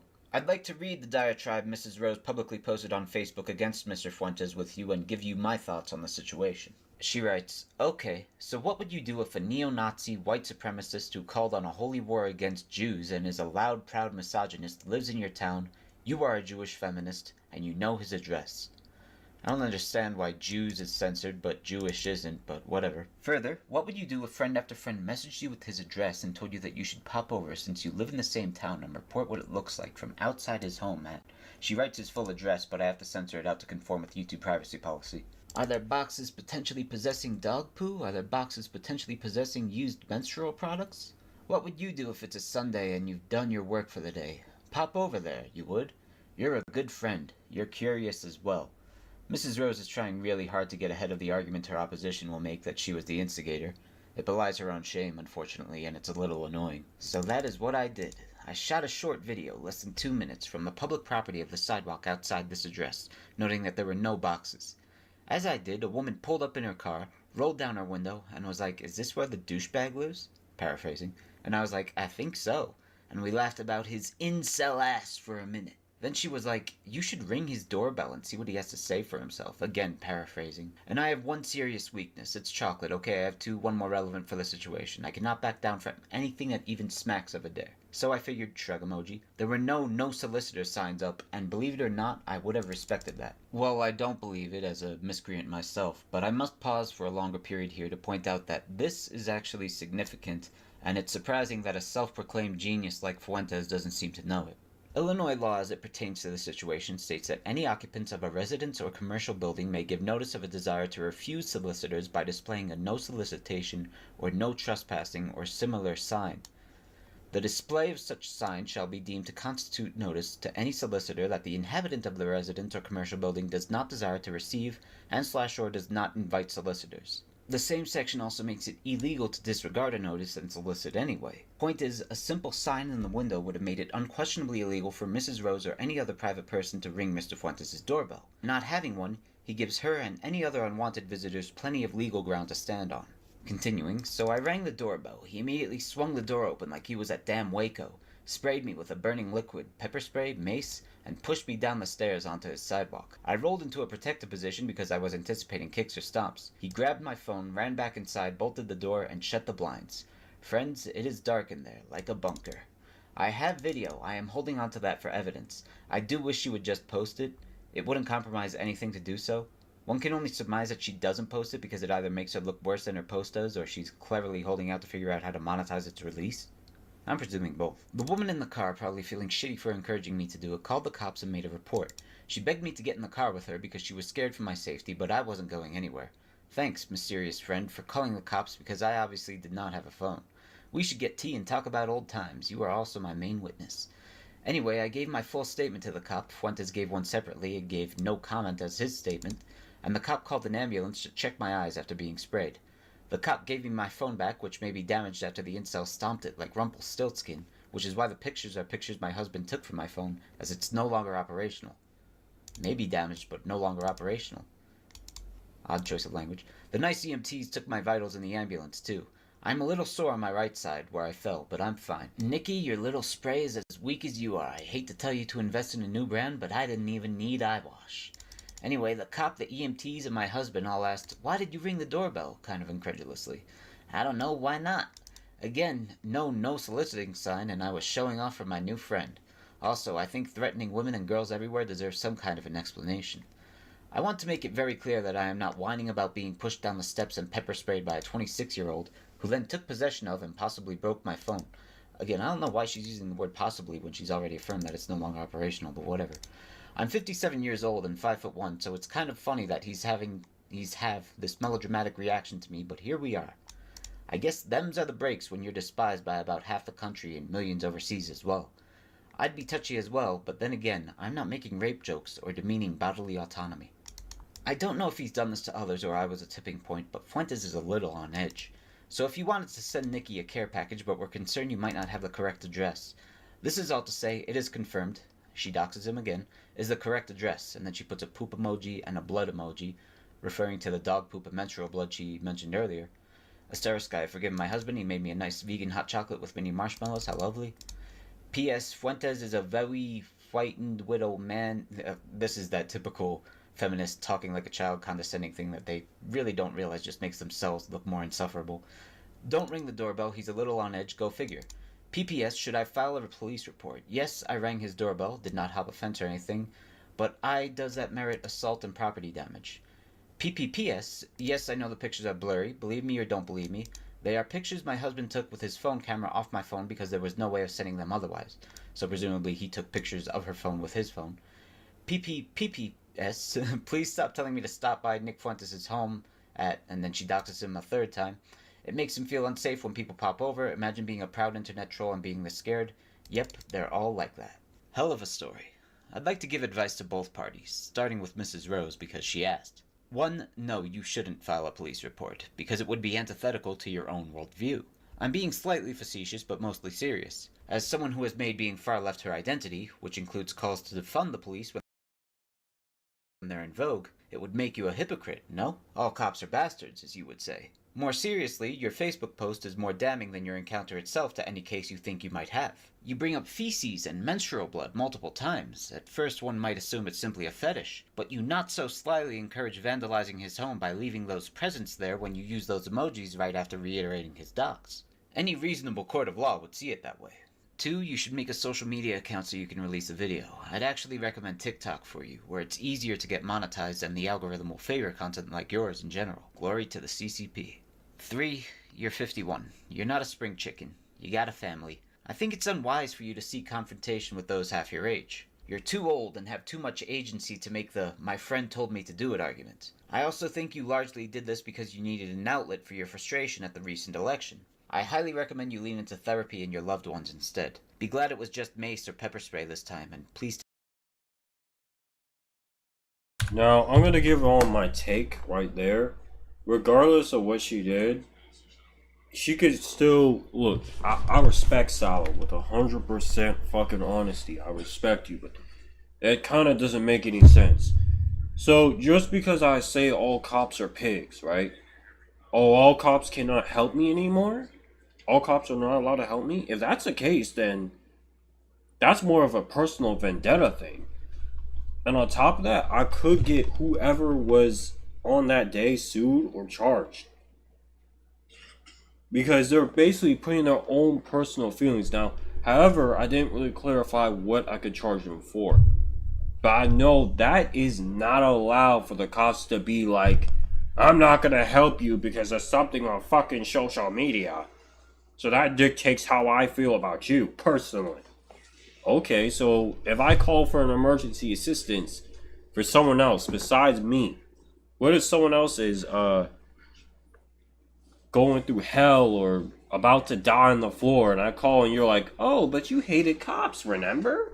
Sorry, you're just going to have to call another number. I don't know, but we don't feel really comfortable with you. Like, damn, at that point, you just gave me a whole ass case to sue you on. I think that's what I could do, is sue. Now, honestly, she did look for the provocation, if that's even a word, provoking Futez, but, you know, Futez honestly provokes everyone. You know what's so fucking crazy? Futez was literally liked, and a lot of people were hating on me for talking shit about how he was an incel. Or you know what, we'll just call him an Elliot Rodger. And yet, this Elliot Rodger motherfucker, or Elliot Rodger wannabe, literally and figuratively decided to literally have all of his little fans, or a small portion of them, show up to my YouTube video. It was a long time ago. It's probably been a year. 2, whatever. It's probably been 22. I know that much. And I said my shit on Nick Fuentes. Everyone's like, yeah, you know, he's actually quite right. I like this guy. You know, just a bunch of trolls pulling up to talk shit. And this coward is able to have the gall to push a 57-year-old woman down the stairs and pepper spray her and run away like some goddamn nice guy gamer. That, ladies and gentlemen, is primordial nice guy gamer behavior. Nice guy gamers grab an object and use it. Any object at all. And when I mean any object, I mean any object. Like, these motherfuckers don't care. So what they'll do is they'll literally grab anything, like a chair, a stick, and hit you over the head with it.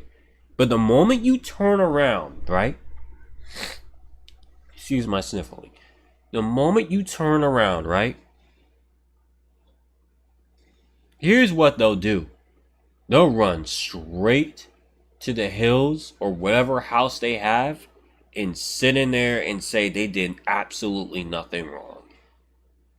I knew Nick Fuentes was a nice guy gamer when he started doing rage baiting content. Listen, gamers, I know this is an irrelevant conversation. I know you hate it, but gamers, we have a nasty habit of loving rage baiting content.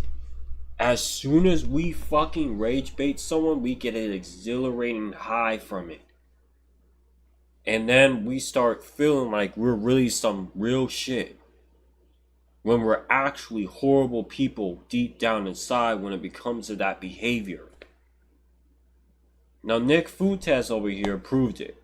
He can only beat up on women. But if it was a man, and if he got manhandled, you know how it wouldn't have been. He wouldn't have got fucked up. Let's be real. He wouldn't have got messed up real bad. And everyone wouldn't have been, oh, it's assault on him. Yet he fucking probably hit this woman behind the camera. And she's just being nice about it. I'm pretty sure he hit her. And kept stomping too for a couple of seconds and then grabbing the phone. Ain't no way he just grabbed the phone from her. No. He pushed her down the stairs, stomped her a couple of times so she could be staggered and thinking about protecting her face versus protecting the phone. And then he grabbed the phone out of her hand so he could basically confiscate evidence of what he's done. He's, you know, that's a little bit of a cunning bastard for you. That's the whole point of that. He couldn't get into the phone, by the way. Just letting you guys know that. That's why he couldn't really do it. Because he probably was trying to get into the phone, typing random passwords, anything. If this woman didn't have a password, he would have been fucked. But anyways, go on, Salo. Take care of yourself. I'm being sincere. Now advice to Nick Fuentes. 1. You should put a no soliciting sign on your door. We've already covered this. 2. You should put a flag of Palestine on your window. All of a sudden, all your worldviews, including any on the rights of women, will be irreproachable to the likes of Mrs. Rose. It's crazy, but true. 3. You should move. Congratulations, you've been very successful at your grift. You've been a personal advisor to Kanye West and gotten a private dinner with the president-elect. You got the money. Now you need to use it on your own security, because you've created incentive to harry you for social media clout, a de facto bounty on your head. Move out of Illinois. It has castle doctrine, sure, but that means little in a state with so much gun control. Go somewhere deep red, get yourself into a gated community, or just buy a gated property outright. Maybe you and Catboy Cammy can get together with Keffels and start a ranch. Now, I just want to leave with a funny parting observation. Just 6 days before Rose had her entanglement with Fuentes, she was openly praising the guy on Facebook. You see, for the months preceding Election Day, Fuentes was getting his attention by posting anti-Trump discourse. In that case, news outlets echoed his declaiming of Trump's support as a cult. The moment Trump won, he tried to flip, and that's where his viral tweet on abortion being your body, his choice came from. Which is ironic because Trump is, in his most boiled down form, pro-choice. But that irony is just another fold to Fuentes' game. He's outrage farming, and he couldn't be more delighted to have this attention on him. I'm not gonna lie though, probably the most satisfying thing to come from this altercation is a confirmation that Fuentes isn't a federal agent, because Rose would have been domed on sight. He actually does do all of this stupidity of his own volition. I think Josh Connor Moon owes someone some money on that one. And last and least, this altercation has caused an unconfirmed story of Fuentes defecating his pants in high school to go viral. With all this talk of feces and menstrual blood, there's a bussy joke to be made here somewhere.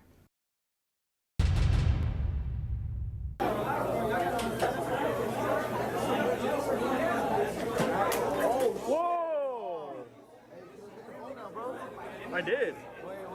Do you know that is?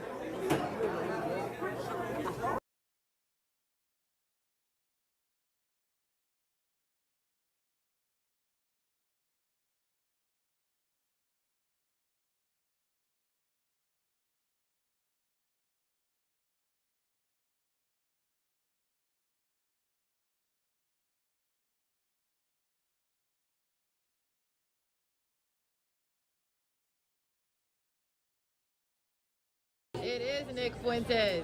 He pretended that it wasn't him, but it's really him. What the fuck? Fuck Nick Fuentes! You racist? It is Nick Fuentes. He pretended that it wasn't him, but it's really him. Notice how small he is in comparison to Sneakio. That's fucking wild. I thought Sneakio was smaller. This dude is like a little manlet. Do you see what I'm fucking talking about? It's always these... Oh man, I know short dudes who don't need to do this shit. It's always these manlet motherfuckers. Fuck calling them short. I'm gonna say manlet. That have these issues in life where things didn't work out for them, so they express their rage. And like a typical nice guy gamer, irrelevant or not towards this video, this is what I'm talking about. This man could throw a drink behind a bunch of other guys and pretend like it wasn't him. But he can push a 57-year-old woman off the stairs? I keep making that point clear because I don't give a flying fuck. It's weird and cowardly and pussy-like. So you could push an old woman down the stairs, but you can't confront a bunch of dudes? Huh. Okay, Fuentes. Internet troll and real life troll. That's how you know. Some people just don't change, chat. Some people just don't fucking change. That is why there is no such thing as people changing. Especially that dude is damn near, I'm not even gonna say it, but that dude is damn near on the verge of being middle-aged. 26, dude, and you're still pulling this shit? I wonder where the comments for protecting this dude is gonna be at. I wonder where they are. I'm actually dead ass curious. I want to see you guys pull up, defend this dude, say that she deserved it, do all that trolling shit. Cause that's all you could have done anyway. Like a typical stupid ass nice guy gamer. You can never do anything better when you're a nice guy gamer. You just have to troll. You have to talk shit. You gotta be racist, homophobic, transphobic, everything that just has to do with a phobic thing. You have to be a bigot in some sort of area. But then you wonder why girls don't love you. You ever question that? No, you don't. I don't think you do.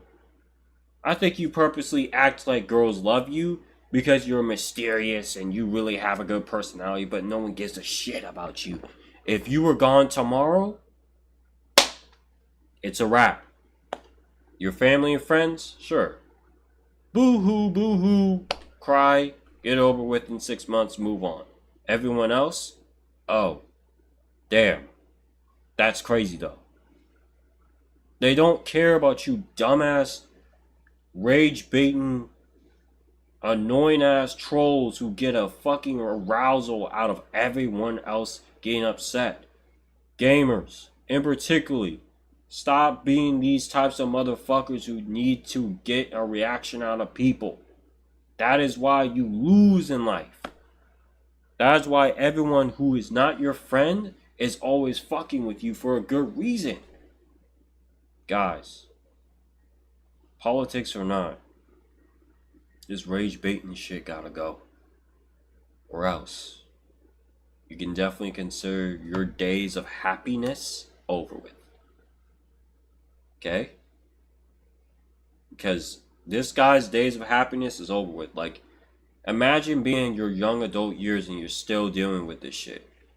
You're dealing with it because it's yourself at this point. No one else is the problem. But at least we know that this guy just likes to ramble on and say shit to provoke all of us. And when it came down to confrontation, he can only push women.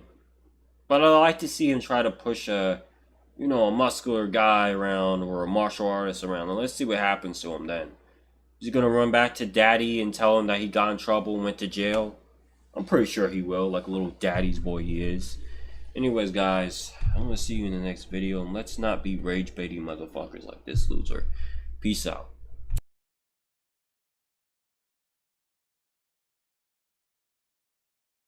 Right, so before we get into this video, language is very disgusting, racist, homophobic, and everything that you don't want to be around. So, viewer discretion is advised.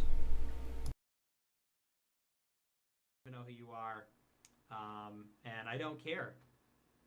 I don't care because you sound like and you're going to hell with your ugly dog of a woman wife. So, people like you are what's wrong with this country. People like you are worse than frankly. People like you are sort of worse than the worst part of the problem. So, busy with wife and kids doing what? Being a cuck. Busy being schlepping around bags for your wife. I was busy doing my wife's makeup. My wife was doing my makeup. Busy playing tea party with your baby girl as stay-at-home dad while your wife makes some money. Is that it? And what does that even mean? Busy with the wife and kids doing what? I think they're pretty self-sufficient, aren't they? They should be. Busy with the wife and kids going on what, play dates? What does that mean? Busy with the wife and kids. What do you mean by that? So, yeah, sounds like you should get back to playing princess with your wife and your daughter or whatever. It sounds like you should get back to cleaning your wife's, period up. Sounds like you should get back to braiding your wife's hair or whatever it is that you do with your fucking wife. Glad I stopped watching the show to get dragged to the garlic festival with my wife. Yeah, okay, buddy. Well, yeah, sounds like you should get back to it. Chop, chop. Her hair's not going to braid itself. But, anyway. Incels aren't sad. Incels are glad. And, we're going to kill you. So, anyway. Look at little Goblin Jr. Gonna cry? So you know what, because this video is probably going to get me demonetized, not because of the fact that I blocked out the cuss words, but more likely the stream in itself. Let's get to the real point of this entire video. So, what did everyone just listen to? You guys gotta stay up watching this dude talk shit about women on a daily basis and project about shit. But you guys are gonna tell me, talk shit about me, and saying that you guys like this dude? You guys like this dude? Okay. Yeah.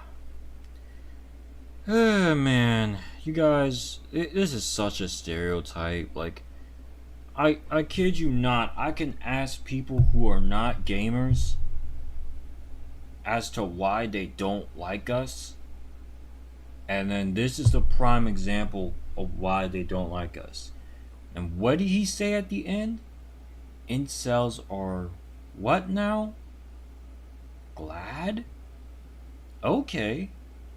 So now he confirmed who he really is without trying.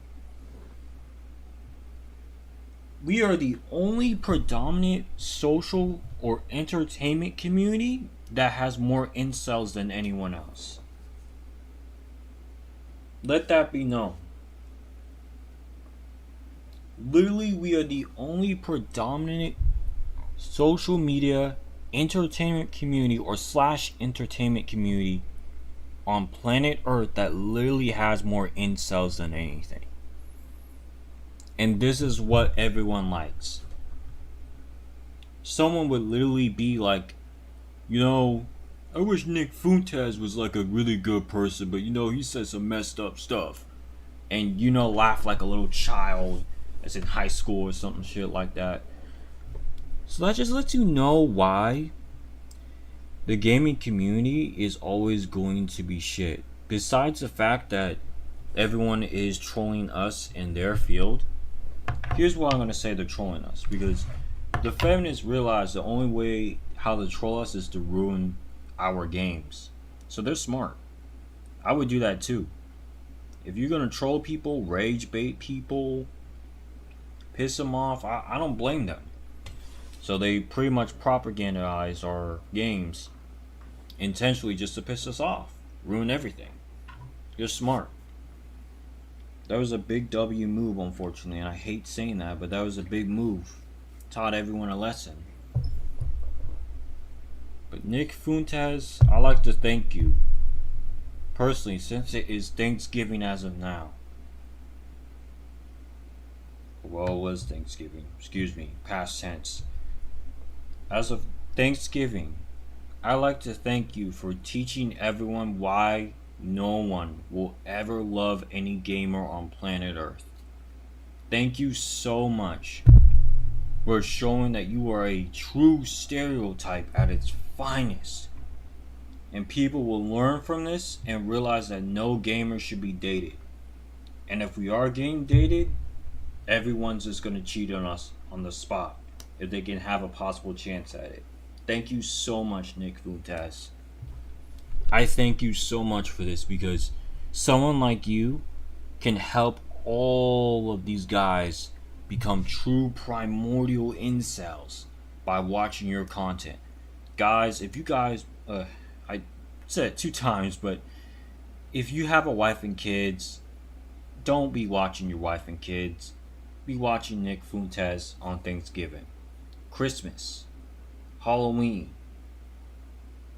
Talk shit about women. Tell them that they need to go to the kitchen and do usual traditional shit. You know? Just watch Nick Fuentes. I mean, look at him. He gets girls all day. You know what I'm saying? Like, he gets girls all day. So why would you... Hold on. Why would you guys be thinking about your wife and kids when you should be thinking about this rage baiter? What's wrong with you? What's wrong with you guys? You're supposed to be thinking about Nick Fuentes. How dare you think about your kids and wife? The nerve. You have some nerve to be thinking about your own priorities. You should be thinking about mine. Minds matter. You should be thinking about how to get this rage baiter out of his own situation. You guys have some nerve, man. You should be doing better than this. I'm disgusted. I'm disgusted at you. You know better. Helping rage baiters in the gaming community is an all-time high. No rage baiters equals no gamer. You gotta be a racist, you gotta be a bigot, you gotta be a homophobe, you gotta be everything that just spells hate. You gotta do it. You gotta be a stereotype. Look, you guys, I need you to put aside everything you have for me. I'm a rage baiter. I want you to do as I want you to do. I don't want you doing what you want to do. I want you to do what I do. Hate. Be a bigot. Destroy my own image. That's what you should be doing. What is wrong with you? So simple. This is a gamer moment based. This right here is so based, you guys. Like, how dare you think this is not based? The nerve. The mere nerve of people. Nah, just kidding. Clearly you guys knew I was fucking around. Fuck Fuentes. Fuck that rage baiting stupid cunt weasel. Fucking asshole. Screw him. Letting you guys know once more. Be better. This is how you know what you're dealing with. Low cal at its finest, but you know what? QE Farms wouldn't dare add this dude. QE Farms wouldn't dare add this man. I bet they like him. They like rage baiters anyway. Like I said, nice guy gamers all the way. Rise up, right? Nice guy gamers. Alright guys. Make sure to be with your wife and kids on Thanksgiving, because they matter more than someone who rage baits and pushes 57-year-old women down the stairs and runs away. like a dumb nice guy gamer, and do better, right? You know? I mean, you guys should be appalled that this guy just wants you to do what he wants you to do, you know? But yeah, that's about it. I'll see you guys in the next video. This is so stupid, man. Oh man, I couldn't help but react to this. Look, just do better in life, man. Don't be a rage baiter, don't be a scumbag, don't be a bigot, don't be anything that just spells hate. Thank you very much for watching the video, and I will see you guys in the next one. Peace out.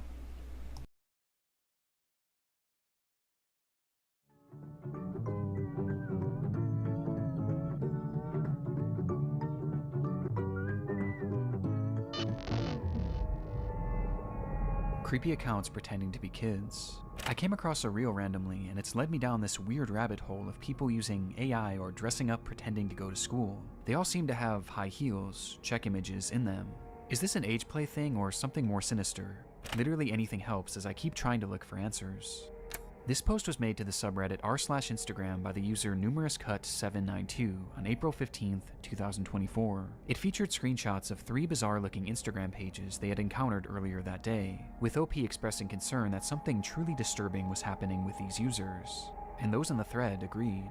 What the actual fuck?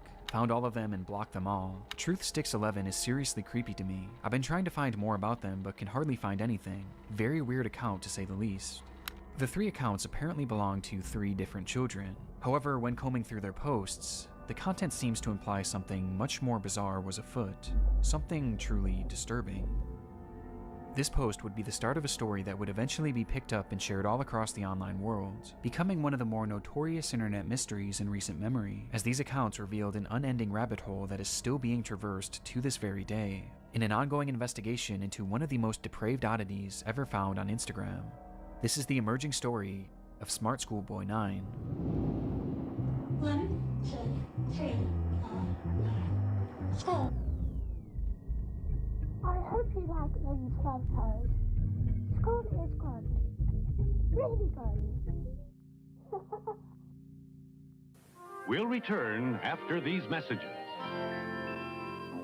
Before we get too far down this rabbit hole, I want to first thank today's sponsor, AG1. AG1 is a daily foundational nutrition supplement that supports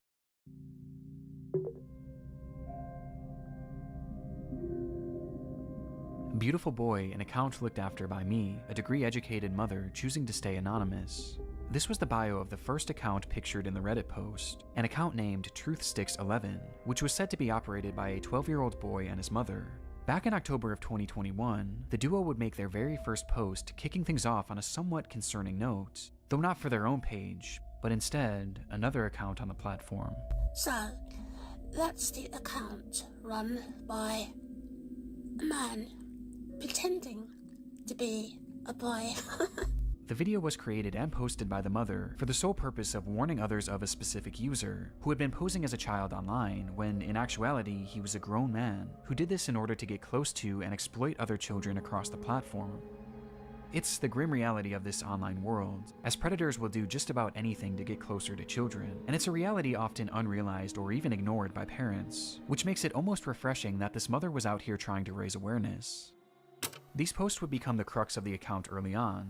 They would call out this user and their many accounts again and again, eventually going more in depth about what this person would actually do, claiming that they had a strange perversion to dressing up as a young schoolboy.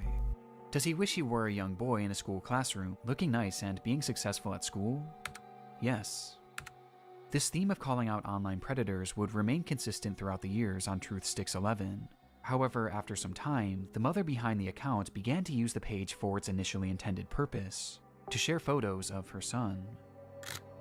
The photos began reasonably normal, and would show this young boy studying at school, accepting awards from their principal, and even school presentations in which their son had attended, with the captions often boasting about how intelligent the young boy was. Though over time, the photos began to grow stranger.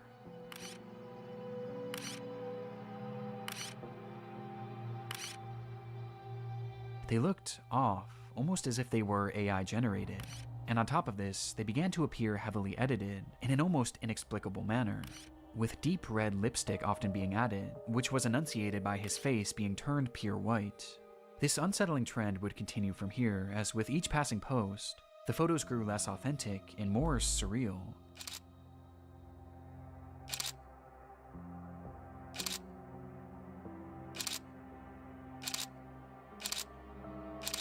Until they became straight up disturbed, even sickening. These bizarre edits spilled over past just the images too, as the posts began to appear as disjointed collages, often showcasing multiple grotesque images and paragraphs about how much this user loved school. And this wasn't the only shift either.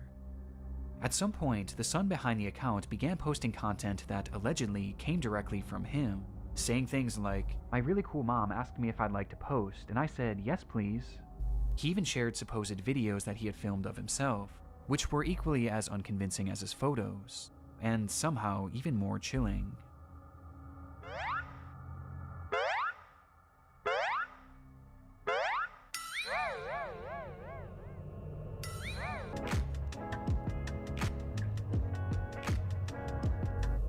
The boy even shows off his singing in one of the clips.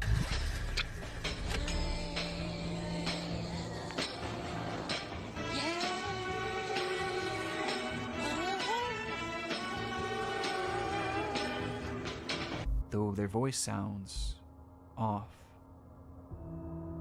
The account was overall anomalous and extremely off-putting. And though this content was visually alarming, another aspect made it even more so concerning, as over time, many of the images began to resemble CP, showcasing these fake AI children in explicit positions, with their faces sometimes even being photoshopped onto scantily dressed adult bodies. One thing is blatantly obvious about the Truth Sticks account: the supposed child behind it is not real. Even in the more passable photos at the very beginning, there's evidence to suggest that these were likely AI as well.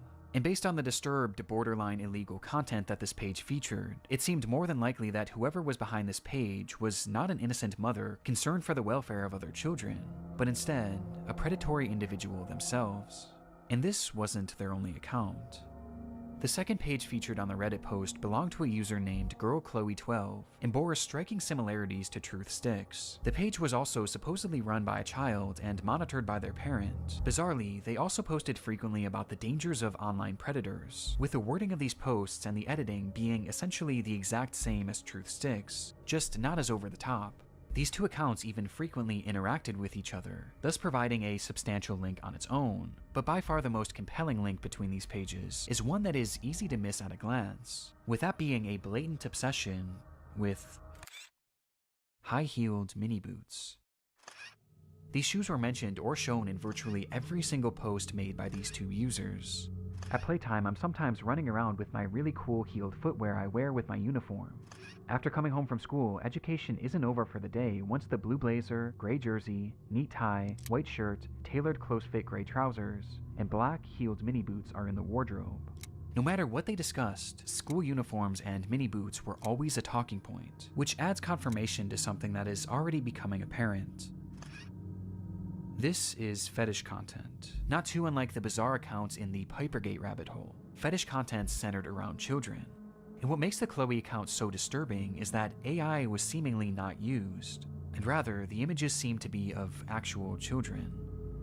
Despite this disturbing distinction, these two accounts are cut from the same cloth, and all signs point to them being created by the same person. A person who, despite their constant warnings of the dangers of adults pretending to be children online, seems to be doing the exact same thing, as part of some sort of fetish, the extent of which we'll discuss later. But for now, one thing was for certain.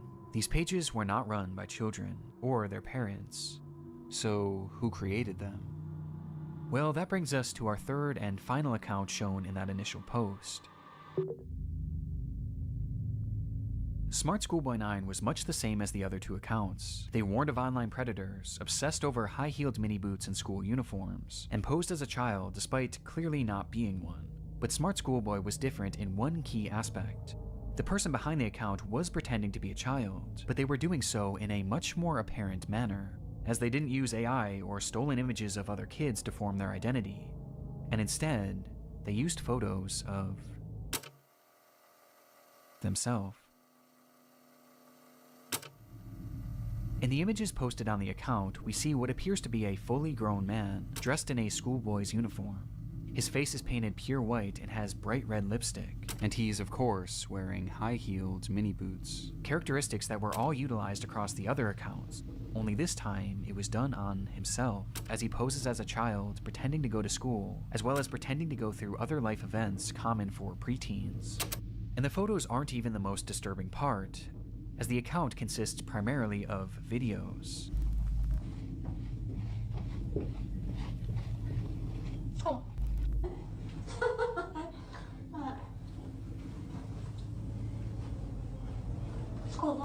Hi.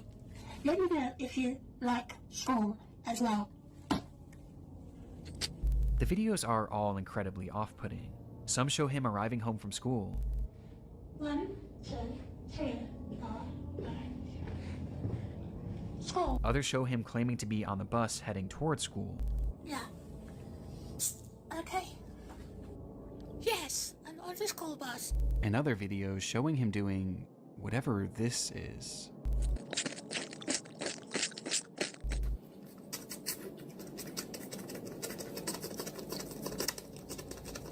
With these strange sounds and the process of sticking his tongue out appearing to be part of his fetish.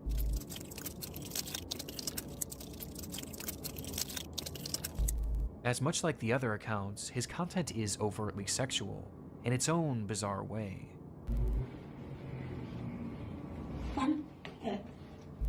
In fact, there's a video of him with his full outfit on, where he shows himself staring into a mirror as he appears to pleasure himself, right out of view of the camera, as he stares into his own eyes. This account is by far the most sickening part of this whole rabbit hole, and also the most important. Interspersed throughout his page are a few examples of what this individual's voice sounds like. This is quite good. Which just so happens to be the same voice heard in the very first clip shown on the Truth Sticks account. A man pretending to be a boy. Meaning that this full-grown adult man is the one behind this entire rabbit hole. He's the one on these accounts pretending to be a child and their mother, getting some sort of sick satisfaction from whatever this is. And the worst part is, these activities aren't just kept behind closed doors. As we can see on numerous occasions, videos of him walking around outside in a public space, with his full outfit and face paint on. Look at me.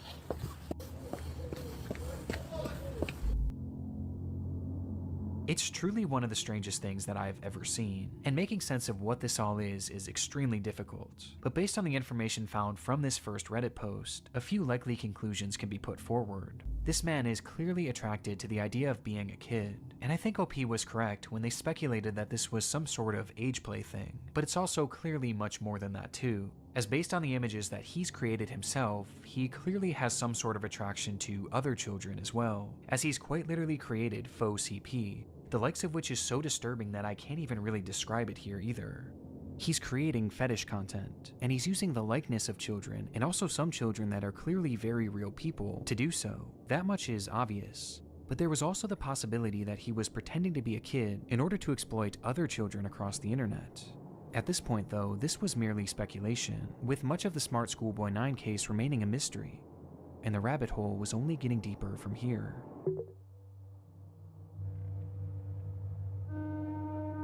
Months after this rabbit hole was introduced to the online world, the story began to be shared all across the internet, most notably on the r/Internet Mysteries subreddit, where the case really took off. There, internet sleuths began uncovering just how vast this web of accounts actually was, as it wasn't just these 3 pages. No, there seemed to be over a dozen, and likely even more that we still haven't found, as he's created his own sort of community, his own little world, where across each page he pretends to be a child, with these accounts typically following each other and frequently interacting, seemingly to make these characters appear as though they have real friends. On one of these pages, 12 Stockwell Joanne, he poses as a 14-year-old girl, using more AI images to depict explicit positions of this manufactured child, which I obviously am not going to show here. Though much like his Chloe account, he also shows images of very real young girls. But this isn't the most concerning part of this account, as on numerous occasions he's shown images of children at a playground, which he may have taken himself. This fantasy of being a schoolgirl and taking part in these school-centric activities is something carried over throughout multiple of his accounts, with his most common alias being Stephanie, of which he has numerous different accounts featuring that same name. Yeah, I'm Stephanie. This Stephanie character claims to be a 12-year-old aspiring poet, with accounts all across the internet, many of which showcasing examples of her poetry, which carries on those same distinct sexual undertones. I race to complete my poems when I've got an early start. Heart racing, mixed rhythms, maximizing miracles, rice with rap, and on the map. My Kennington, London syllables. Dancing though I know my underwear might show if I lean forward. Good. Stephanie Stansfield, 12. But digging even deeper, her poetry has even seemingly been featured in various articles and even newspapers, showcasing that this rabbit hole extends far past just the online world. This act is clearly their obsession, and he's been doing this for years, with the earliest examples that I could find coming from all the way back in 2018. And this Stephanie character seems to be his go-to alias, embodying it in even the literal sense.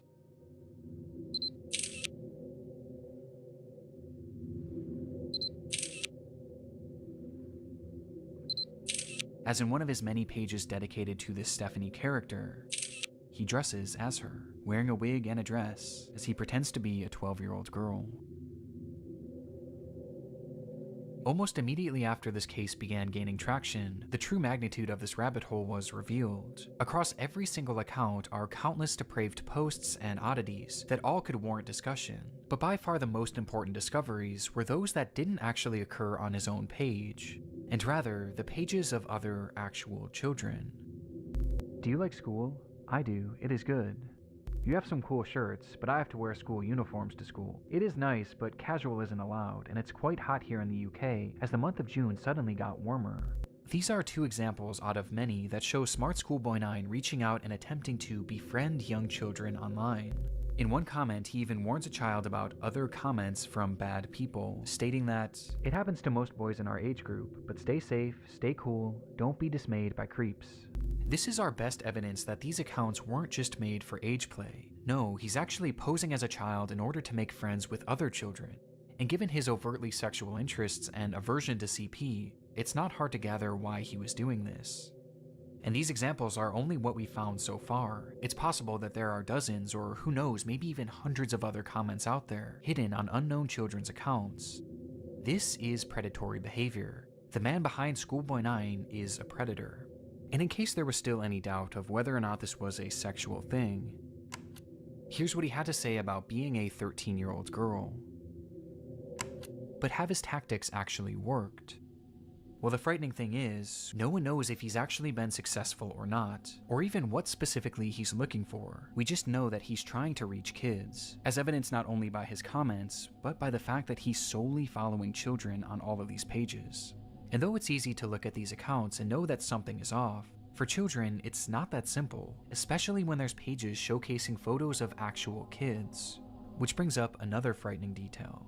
Many of the images he's used of children have not been traced back to their original creator, and some seem to appear for the very first time online publicly on this man's pages, which might mean that he was sent them privately.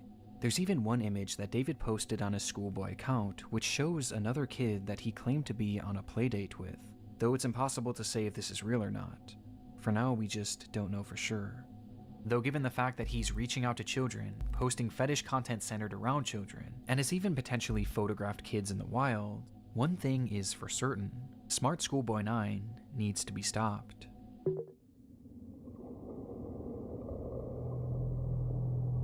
Finding this man and reporting him to law enforcement quickly became the top priority for those investigating the case. And luckily, he left several glaring clues behind that made this process a whole lot easier. On numerous occasions across his many pages, he would post images and videos of specific locations, even showing streets and mentioning very particular areas in his poems, all of which centered around the London area, immediately giving us an idea of where he was located. And that wasn't all. I mentioned how the alias of Stephanie was one that he used more so than any other, but what's interesting is that there was another name used just as often across his accounts, brought up time and time again, though it's a name that he never seemed to call any of his characters. Instead, he simply referred to this person as a stepbrother, or a father, or even a friend from school, despite never actually picturing him, just mentioning his name, David. And sure enough, after connecting a few dots, it would be revealed that this person's actual name was in fact David Alter, with the man being 59 years old. At the moment, it doesn't appear that David has any past criminal convictions or documented history of this behavior, but we do know that thanks to the investigation done on Reddit and Discord, he is currently being investigated by local authorities, which will hopefully put an end to his online behavior and shine some more light on who this person actually is. As for the time being, the only other information that we really know about David is that he likes to write poetry and he makes music. I think I hear a running tram going back in time, not out of kind. I think I like a little lemon and lime. Say Marianne, hey Steely Dan, I like the sound of that running tram. And his name also appears in a random newspaper, where he's discussing the importance of kids wearing school uniforms. And that's really all we have at the moment. Though there is one very important aspect that we have yet to talk about in relation to this man, with that being David's mental state. Some believe that David is a mentally unwell individual who potentially doesn't know the extent of what they are doing. Now, even if this is the case, his behavior still needs to be stopped, and he needs to be given proper help to assure that no one else gets hurt by his actions. But it is important to note that David is far more intelligent than he lets on, as his personal accounts show us that he is fairly well-spoken and articulate, and throughout his problematic content, most of his bad grammar and strange verbiage seems to be his attempts at more authentically trying to replicate a child, but it's impossible to know for sure. But what we do know is that David is extremely manipulative, with his response to the situation and other clues littered across his accounts showing us that he seems to know what he's doing, and he knows that it's wrong. Since the exposure of David's accounts, he hasn't silently slithered away like most other predators would. Instead, he's actually responded on more than a few occasions, lashing out to those who have DM'd him, calling them the perverts and predators. He even left a comment on his Joanne account seemingly directed at himself, writing, "You are really sad. And if that's your name, David, be honest with yourself. You're 50, as you said elsewhere. You reply to me, a girl, as if I'm your buddy? No chance ever." This is something David does all the time. It's projection, and it started all the way back at the beginning of this rabbit hole. So, that's the account run by a man pretending to be a boy. And he continued posting these predator exposés, along with other warnings about predators on the internet across every page he made, each of which being hyper-specific to his own predatory ways and fetishes. The things he accuses others of are blatant projections of his own dark vices. And I can think of two reasons why. Number one, that this makes his account look safer to other parents and children. It gives the appearance that he's not another internet creep, because he's actively calling them out. It's a way to build trust in order to befriend and exploit kids. And number two, he knows what he's doing is wrong, and this is his bizarre way of self-reporting, probably to make himself feel better about what he's doing. And it's obvious based on just how accurate these claims against others are to him. Does he wish he were a young boy in a school classroom, looking nice and being successful at school? Yes. And these claims are made over and over again, as each time he calls someone out, he's further exposing himself, which becomes more concerning when you realize that these projections seemingly aren't strictly pedophilic. Within those eerily familiar expose posts he made on TruthSticks11, he mentions how this user not only wanted to exploit children online, but they wanted to kill them as well. As he mentions that this user has a clear interest in cannibalizing kids, and even performing ritualistic sacrifices on them. And based on how accurate all of the other exposures are to himself, I have no reason to believe that this isn't part of his MO as well, as crazy as that may sound.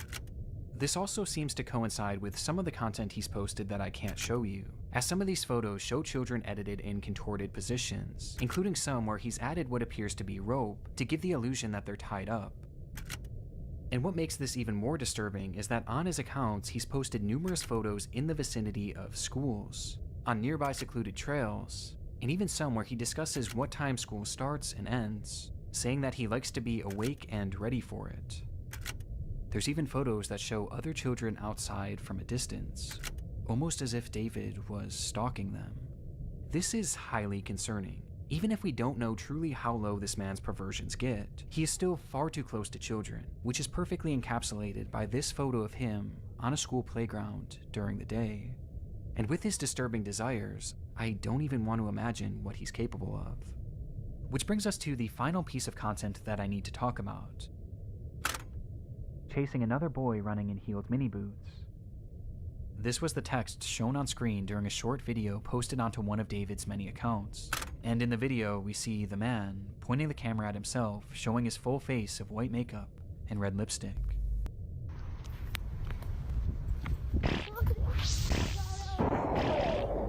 This video is edited more egregiously than any others I've seen across his page, with multiple explicit images and huge emojis covering the majority of the screen.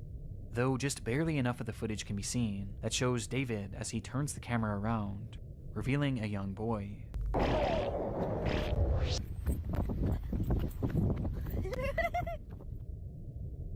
Who he then proceeds to chase after, giggling all the while.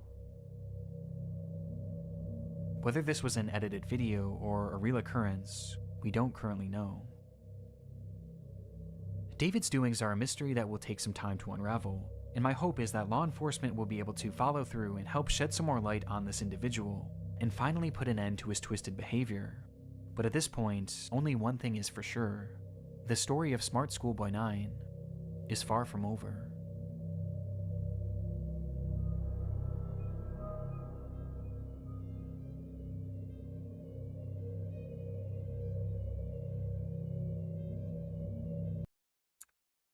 Now, I know many of you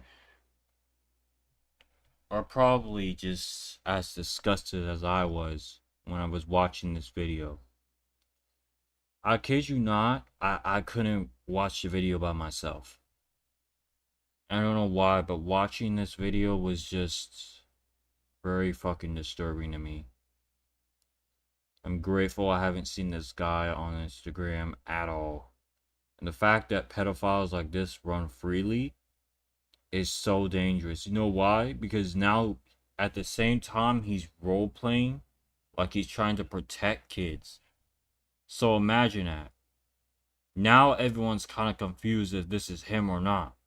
But think the gods that Nick Crowley and a bunch of others expose those accounts. You must understand this very fucking well. There are horrible things that just... Oh my god, there's just horrible things that just happen in this world, and it's always the most innocent that get targeted. You have to really fucking understand. These disturbing fucking pedophiles like this in particularly are what just scare the shit out of me. Many of you are going to be like, he'll get caught eventually, but I don't trust the police, man. Look, I know it's United Kingdom and that's their area of field, but who knows? They might be paying someone some rupees or some shit.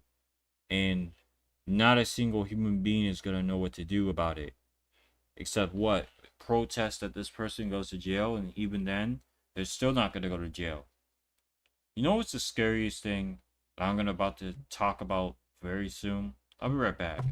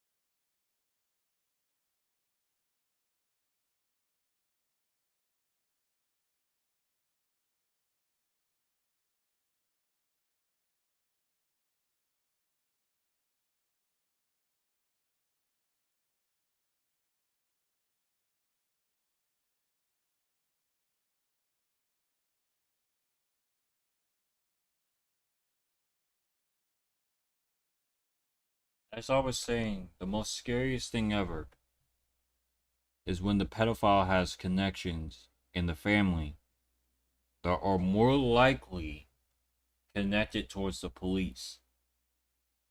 Now, I need you guys to understand this. Maybe you think this is a lie, but at certain times, pedophiles are usually well known for staying right in their bracket where they belong. The truth is, oh, hello.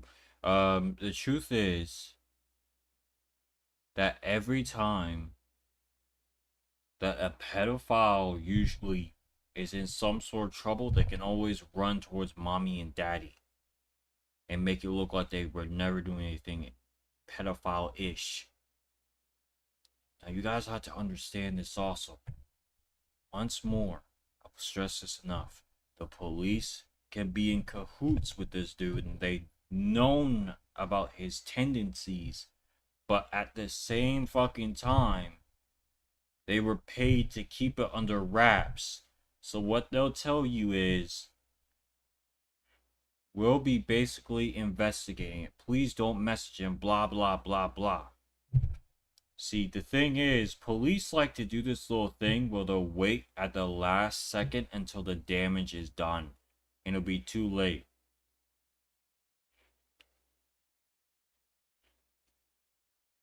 You have to understand, once the damage is done, they'll do it again.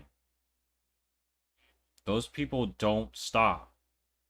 They'll keep going and going and going and going and going until the end of time.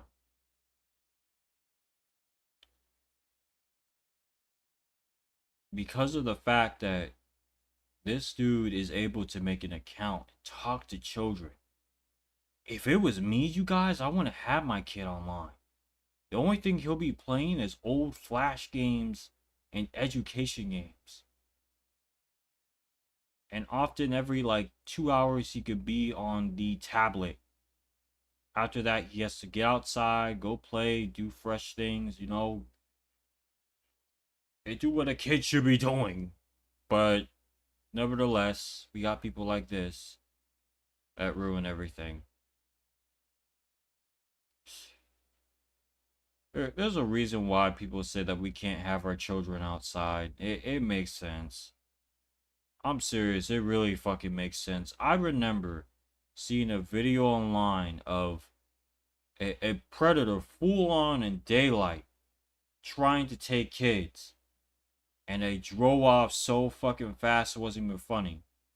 The police got there once more, late as fuck, and took in a report or whatever the fuck. This is the problem too. We can't keep taking in reports. At this point, if there's a consistent amount of calls towards one local PD, there should be an emergency action where they all come out. Like 50, 30 of them come out to stop whoever it is. But the thing is, these pedophiles are so smart. It's so fucked up and evil and smart is even more scarier. These guys know they could get away with it because the fact that the PD is so late. If the police were on time, bro, this shit wouldn't be happening. I'm telling you, an investigation can mean a bunch of things. It doesn't mean that they're actually monitoring him. They could be just doing a whole bunch of shit, trying to operate on how they can cover this up. You can't trust the police either. So the only thing you can trust is hoping to God that this won't be a failure. Your attempts will not be in vain.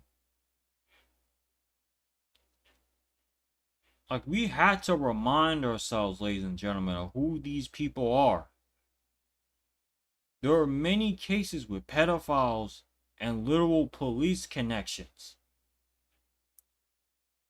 Look, guys, as Nick Crowley said, this is far from over. This sick fuck is going to continue doing this shit for quite some time. we're in for a very fucking long ride. I can tell. A lot of how much evidence you guys have, how much of this, and you know what? I'm gonna have to call this out, Fourth Wallet. Fuck it.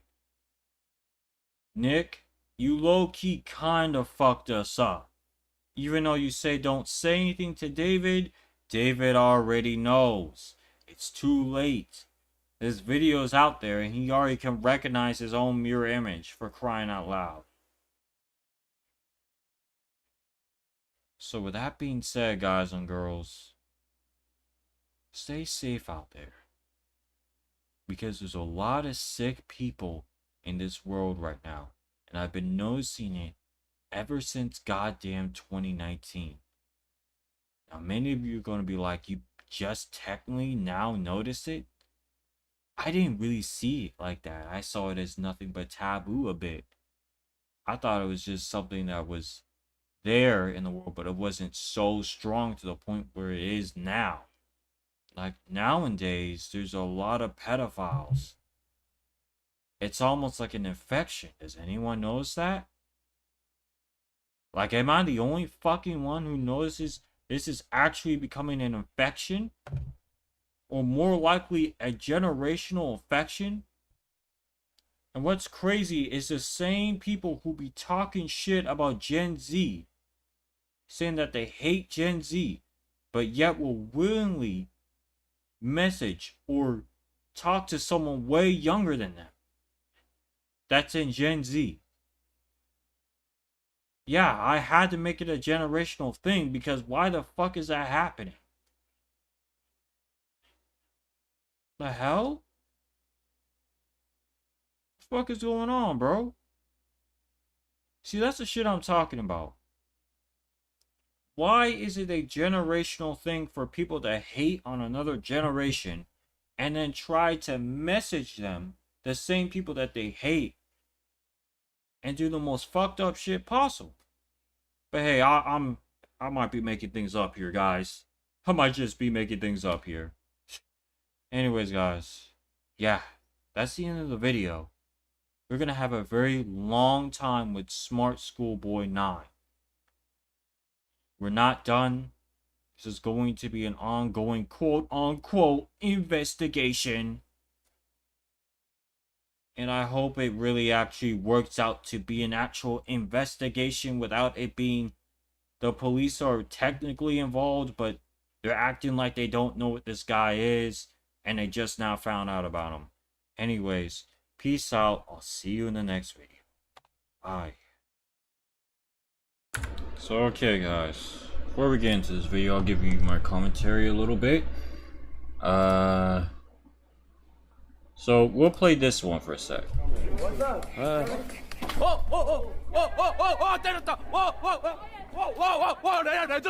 레전드. 와, 레전드. 오, 엄마. 야, 와, 레전드. 와. 야, 1대1 안 해, 개새끼야. 야, 1대1. 1대1에 씨발놈아. 1대1 해라, 개새끼야. 이 병신 새끼고. 야, 너 어디 갔어? 왜요? 왜? 야, 1대1에 개새끼야. 소말리 어디 갔어? 아, 씨발. 야, 소말리. 아, 씨발. 왜요? 빨리 말해줘. 참아. 아, 형님이에요? 와, 씨발. 형님 레전드. 아, 씨발. 새끼들이 소년이가 뽀뽀를. 와, 엄마.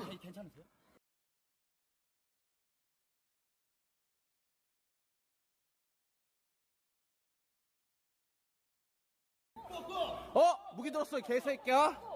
야, 내려놔. 경찰 불러. 야, 행크. You boxer? What? Don't fucking touch him, bro. 야, 그거 내려놔. 내가 들었어, 이 씨발.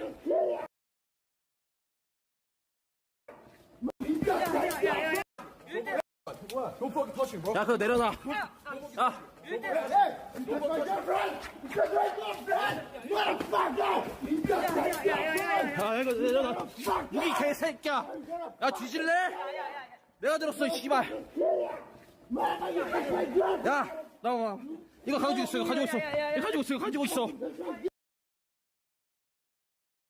Okay, we can't show too much of it, so I would rather just go through Cancel Johnny's stuff a little bit before we go and show you guys exactly the point where it becomes a more reaction streaming. Of course, he just shows more streamers fucking with people as per usual. Yep. But I'd like to see the scene where basically there was this one guy walking away confidently after he punched him. So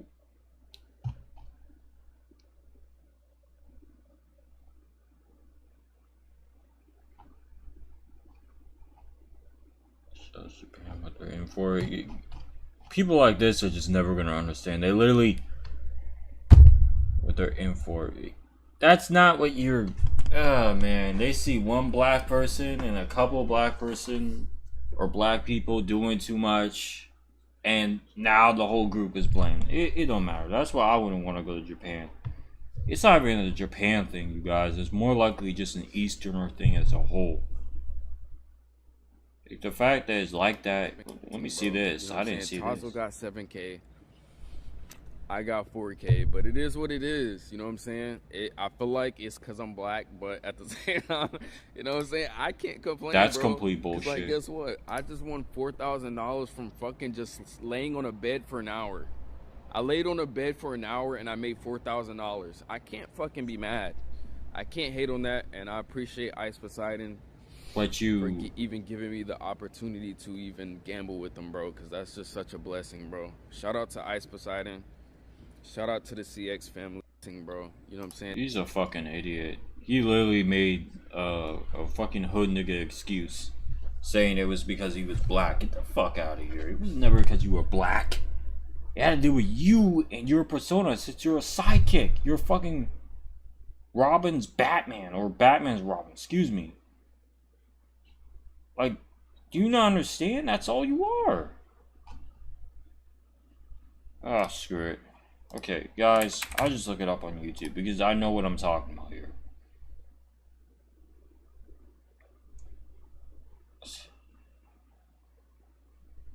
Because I've been wanting to do it for a cool minute. Minders.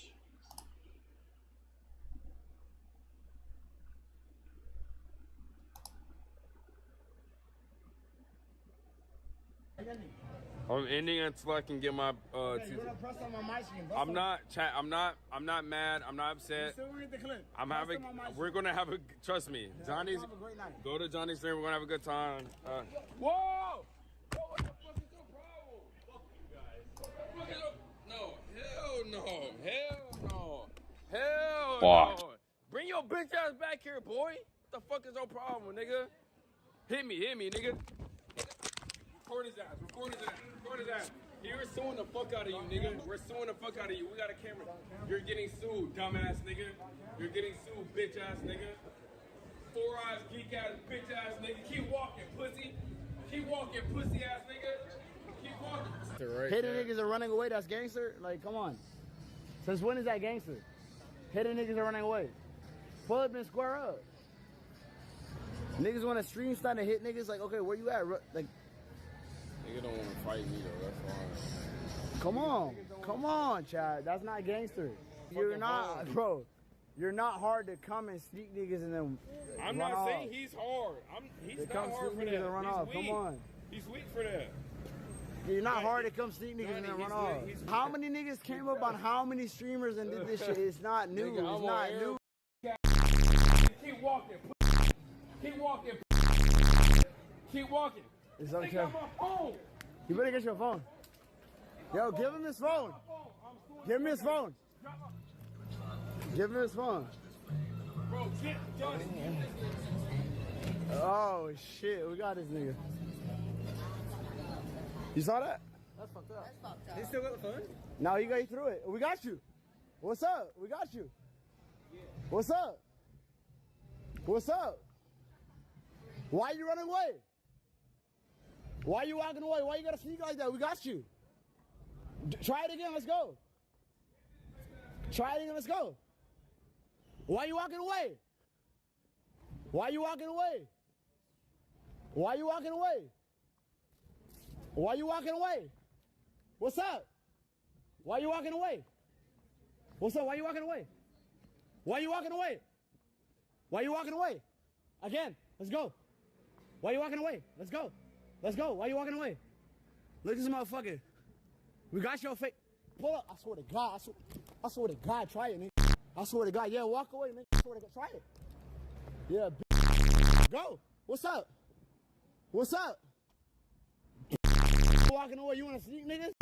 What's up? Come back. What's up? What's up? What's up? You tried it, nigga. What's up? What's up, bitch? What's up? What's up? I'll go to jail tonight, bitch. Nigga, what's up? We got your face already. We got your face right now. What's up? Why you walking away? I swear to God. Pull up. I swear to God. I'll fuck your ass up. I swear to God. Look at this nigga, bitch. Running away. Yo, okay. Guys, let me tell you something. This guy's like, what's up? What's up? What's up? Both of them lost aura. He lost aura because his phone got thrown and he was so infuriated that his phone was thrown all the way across wherever part of Korea it was. And this dude has a baton, really thinking he's tough. Do you see how this dude walks so arrogantly and confidently? It's just like, you're not gonna do nothing. You're not gonna do nothing. You could tell he wasn't gonna do nothing. Guys, let me tell you something. This is what happens when your black genetics run thin. You have to understand, Somali is more of African than he is African American. So I don't know why the media keeps identifying him with black people, but he's not black. He's more Ethiopian. When a Easterner person gets knocked out the way he does, that's more of an African trait or an Easterner trait, because it's easy to one-shot an Easterner. But a Westerner, a couple of hits is all you kind of need.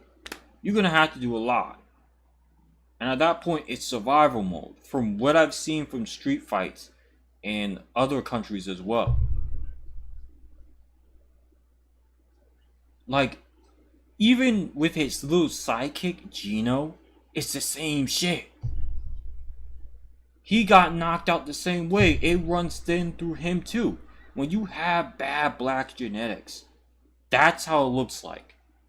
That's why it was easy to knock him out, and that's why he was intimidated to knock out the Korean dude. That guy walked away so confidently. He knew that this guy was weak. Listen, any IP2 person or IP2 streamers, fanboys, whatever they are, for me, your human rights have been low-key revoked. Because you seem to not understand that no one doesn't want to deal with your little death wish streams. We have nothing to do with it. Innocent people have nothing to do with this. And yet you're putting them in something they don't want to be a part of. Like, yo, these guys don't know when to stop, man. They think all this shit is so funny and it's a game. Like, why are you bothering innocent people? Is your content that shitty that you had to go out of your way to bother other people for no reason and go to foreign countries and mess with people? Listen, as a black person, I hate doing the as a black person thing, but I'm going to be real with you. Anything to do with IP2 community, I don't care what they call you. You're a piece of human shit. That's how I think of it. The fact that you're trying to escape the fact that you're the problem is crazy to me. I don't understand how this guy is still trying. YouTube has banned him now. How many accounts has he made? A third time. Kick banned him. Kick only did it for their own asses though. I'll tell you guys that much. The CEO actually fucked with Somalia at one point, but when heat started to bear down on the CEO, you know, did what he wanted to and backed the fuck out. So, yeah. That guy's a coward, by the way. Screw him. He also fucks with a pedophile IP2 streamer, Suspendus. So, but he'll lie and say he doesn't fuck with that dude. He doesn't know what I'm talking about. Yeah, no, I'm not gonna play into that game. Anyways, towards the relevant conversation here, there should be a law for these IP2 or IRL streamers. Look, to those of you who are IRL streamers who consider themselves innocent, you're not the problem here. However, the IRL streamers that keep fucking with people in foreign countries or messing with people in general, there should be a law for you. And here's my proposal towards that law.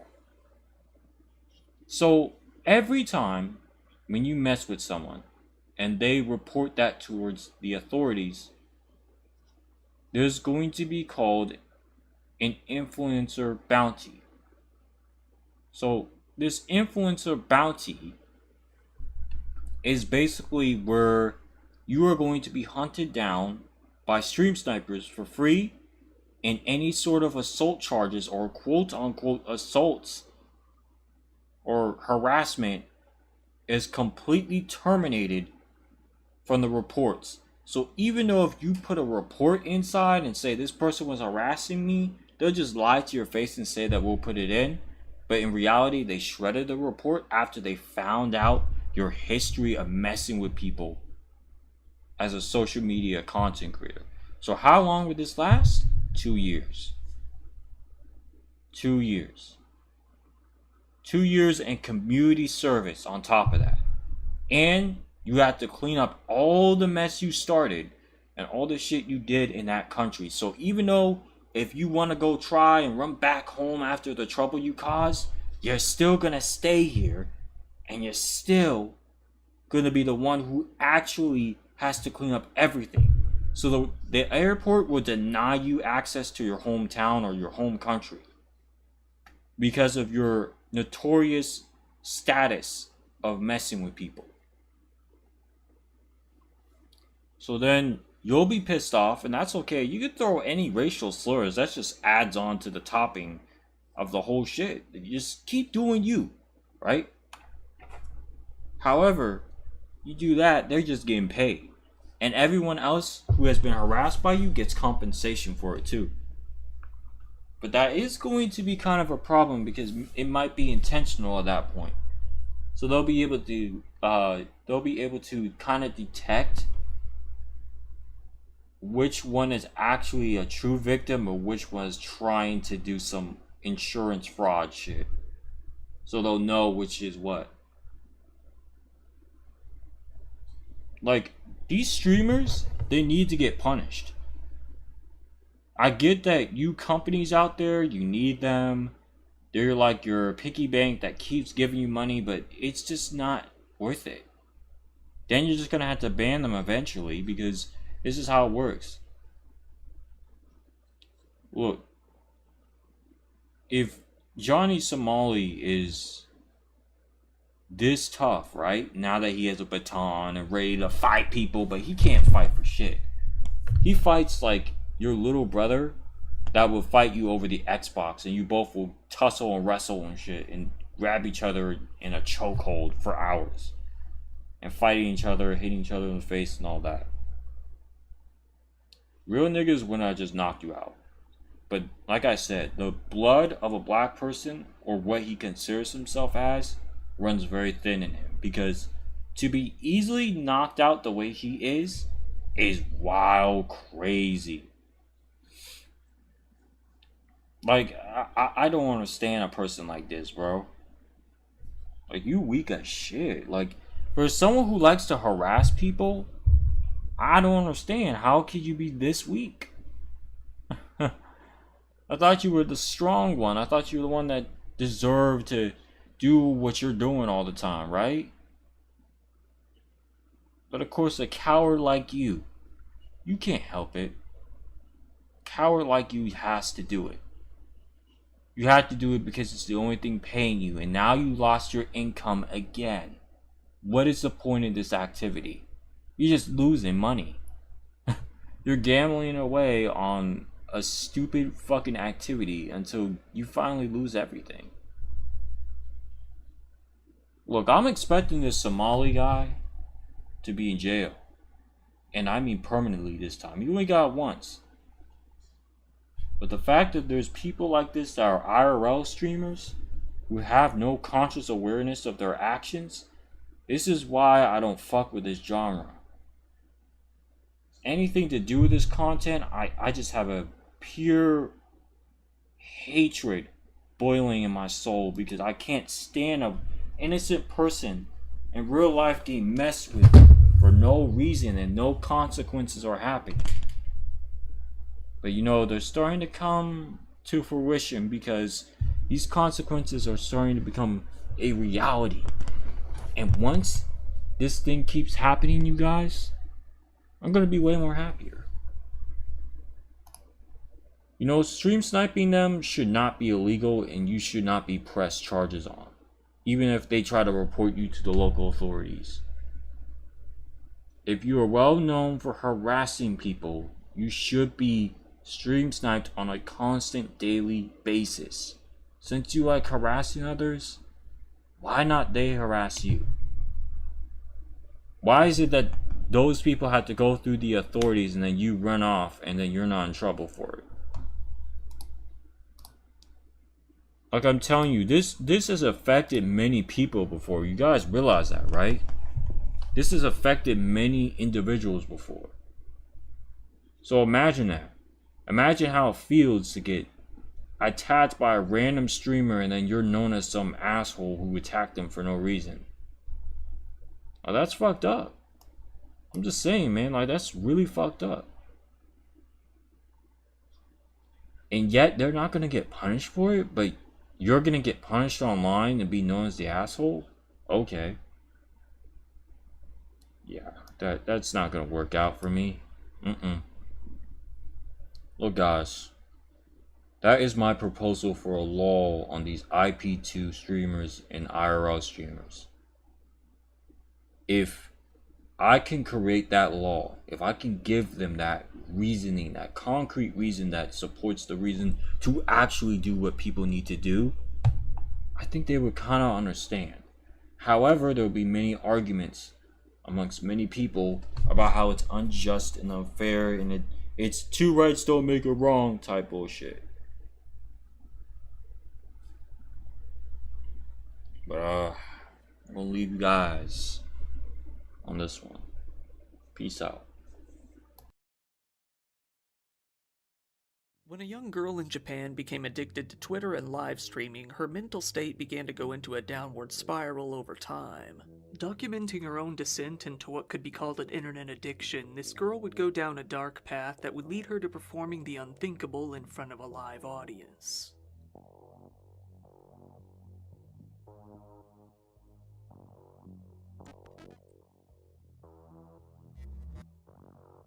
Recently, I've been covering a lot of cases in which YouTubers and streamers lose their lives on camera. Well, this case goes all the way back to 2013 in Japan, when live streaming was still in its early ages. People were just starting to stream from their phones in terrible resolution on different platforms, similarly how Westerners were linking to their streams from MySpace back in those days. This story, however, is unique in a number of ways. Back in the early 2010s, a young girl in Japan who went by the username Noro-chan1999 decided to get into live streaming on her cell phone. She was only a middle schooler at the time, but she was able to reach levels of popularity that she surely never expected. She had viewers that ranged from her own classmates to strangers all over the Japanese side of the internet. Over a fairly short amount of time, she gained quite a following and somewhat of her own little fan club. Noro-chan started out by streaming on platforms called FC2 and Nico Nico, both of which were very popular video uploading/streaming platforms in Japan at the time. It is thought that she started in about 2012 when she was only 13 years old. Given that the internet isn't really a safe place for a 13-year-old girl, she did hide her identity by wearing a mask whenever her face was visible. On some occasions, Roro-chan would go into a bit of detail about her personal life. She told the audience that she was both neglected at home and bullied a lot in school. She enjoyed these types of streams where she could simply chat with her audience. In addition to these streams, though, she would often sing or play the piano. Over time, she got a little more bold, dancing and getting a little hyperactive on camera. This boldness didn't end at dancing, unfortunately. Like a lot of content creators out there, Roro-chan evidently felt that it was time to up her game with more interesting streams. She would often stand on the edge of tall buildings around her city, getting dangerously close to the edge of falling off. Given her reactions, it seems that she got quite a thrill from doing this. However, she would start performing even more dangerous stunts, like running out straight into oncoming traffic and dodging cars. Some of Roro-chan's videos from back in the day were actually recorded, clipped, and uploaded to other streaming sites. For a while, they were available in full on YouTube, but given later events in this video, she has become somewhat of a no-go topic of discussion, and her full videos have become hard to find on the platform. Some of the more harmless videos of her that remain just show her playing the piano and goofing around, like this one.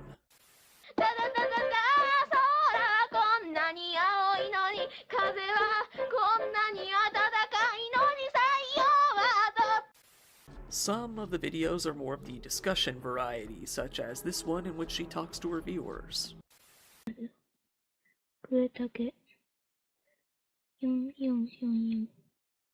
ボケて、これだ、これ。これですか？これだ。凸していい、凸していい。 Interestingly though, in one video that is often shared, she is showing her audience something on her computer screen when the screen suddenly goes black, showing her face in the reflection. To be fair, her phone is hiding the portion of her face that her mask normally blocks anyway, but this still gave her so much of a shock that she immediately turned the other direction and began to lament to her viewers about how she had messed up and accidentally shown her face again. She has slipped up at other times, with this picture supposedly being a leaked photo of her face, although this has never been confirmed with 100% certainty. Over time, Roro-chan began to behave a little more inappropriately. Despite her young age, she would often taunt her viewers in an erotic sort of manner. In one video, she is shown repeating the phrase "daite" over and over while interacting with her audience. While the word daite technically only means hold me or embrace me, it does hold very heavy sexual connotations in the right context, similar to the phrase take me in English. 抱いて、抱いてとかそういう、抱いて、はぁはぁ、抱いて、抱いて、抱いて、抱いて、精霊的な、抱いて、抱いて、抱いて、抱いて。Roro-chan branched out from live streaming and began interaction on other platforms as well. She became quite active on Twitter, gaining herself over 31,000 followers over time. On some days, she would tweet dozens of times within a single day. It's very likely that she was using a platform called Twitcasting, an app that lets you talk to your audience live by using your Twitter feed, as she referenced this app in tweets now and then. Many of her tweets were either mundane or completely nonsensical without the context that has since been lost. Some of the more notable tweets include those such as, "I don't care at all about my face, although a girl in my class did say you're so cute to me." While we don't know what she was responding to for most of these tweets, some do stick out, notably when the conversation would turn sexual, such as when she said, "Delusions of having sex with a younger brother?" Afterwards pausing before responding, "My parents came in," likely meaning that she had to hide her phone so that they didn't see what she was talking about. Later, she comes back to the topic, saying, "Little brother is cute." Given that Japanese is a context-based language and that the subjects of sentences aren't often stated, we're left not knowing whether she was talking about her own little brother or someone else in the audience for sure. But given that she does talk about her own brother on other occasions, it's likely that she was referring to her own. In another, she says, "Roro-chan is now the #1 erotic streamer on 2channel. Oh boy." Sometimes, actually often, she would talk about her loneliness, saying anything from simply "I'm lonely" to Young people can't get lovers or even friends these days. That's so sad.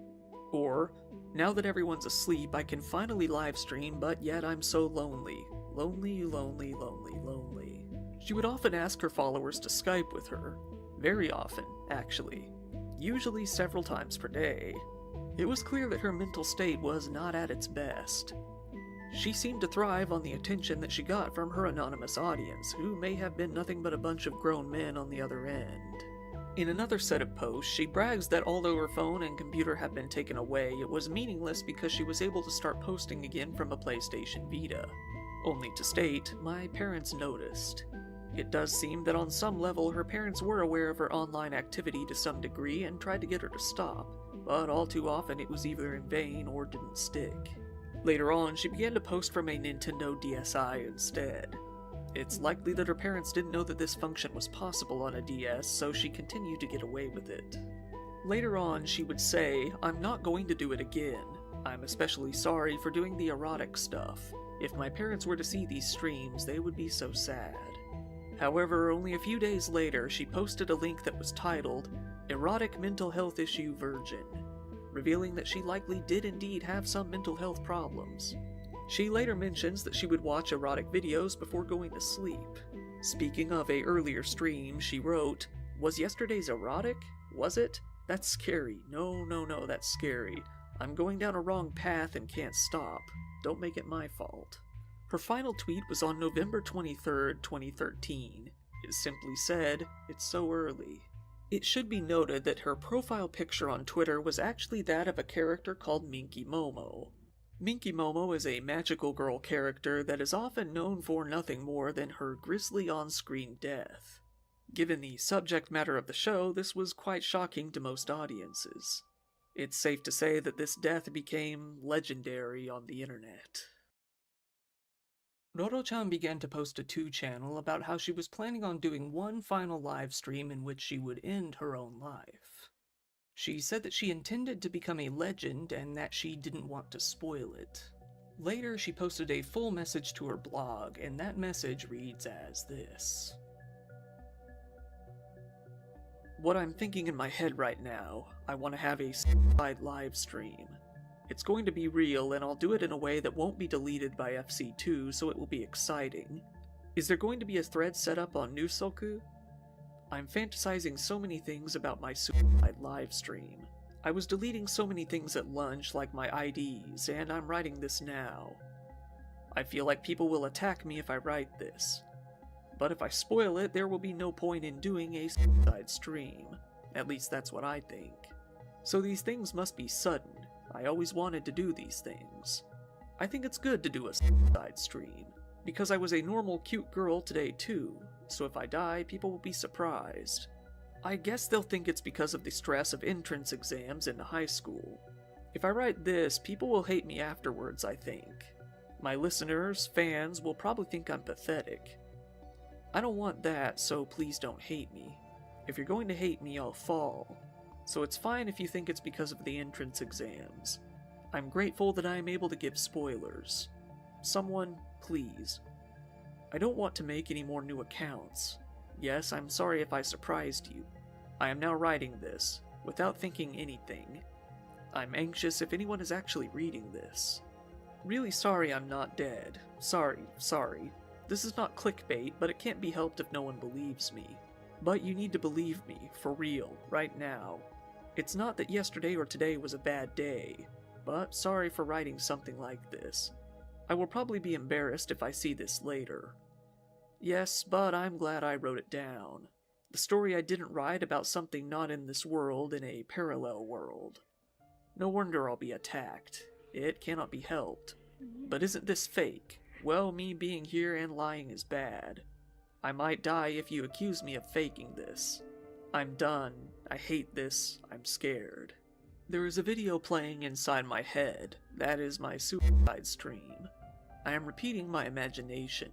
It is playing repeatedly. But I won't be able to do that if I spoil it here. Because I think it won't be pretty. First, I will do a face reveal. Then, I will wear my uniform. I won't have my socks on. Because I think that will be pretty. and if it goes over 1,000 people, I will escape my house from the balcony. And I will keep walking. I will climb the stairs up to the 18th floor. Keep on walking and there is a landing of the stairs. There is no fence around the landing. I saw this and thought about this before, and I realized that. And the ground is made of concrete, so if I hit my head it will hurt and it will be pathetic. Ah, this is disgusting. I'm disgusting. Sorry. But alright. I will overcome this disgust and write without thinking. I can't think, and then I'll stick my feet out. I'll write everything out because I'm still a bit scared. I have my feet stuck out, and today I realized, hey, I can just fall from there, and I will be a legend. Then everyone will pay attention to me. There will be a thread set up on Neusxanity. I thought that is a very great idea. So if I do this today, I won't be scared of falling. I know it's disgusting. I'm sorry, please forgive me. And there will be blood everywhere, and everyone will see me, I think. Then strangers will see me. I was only thinking about that recently. What happens when I have become a legend after I die? Unstoppable. That's the name as when I first started twitcasting. This morning, since today, I'll get back my access to twitcasting, so I strongly remember that. So, I will be gone after deleting everything. Then everyone will be surprised. This is disgusting, this is gross, I'm sorry, I hate this, other people are suffering too. I feel sorry for other people, but I won't even think about that right now. I needed a lot of courage just to decide to write this. Okay, and I deleted everything.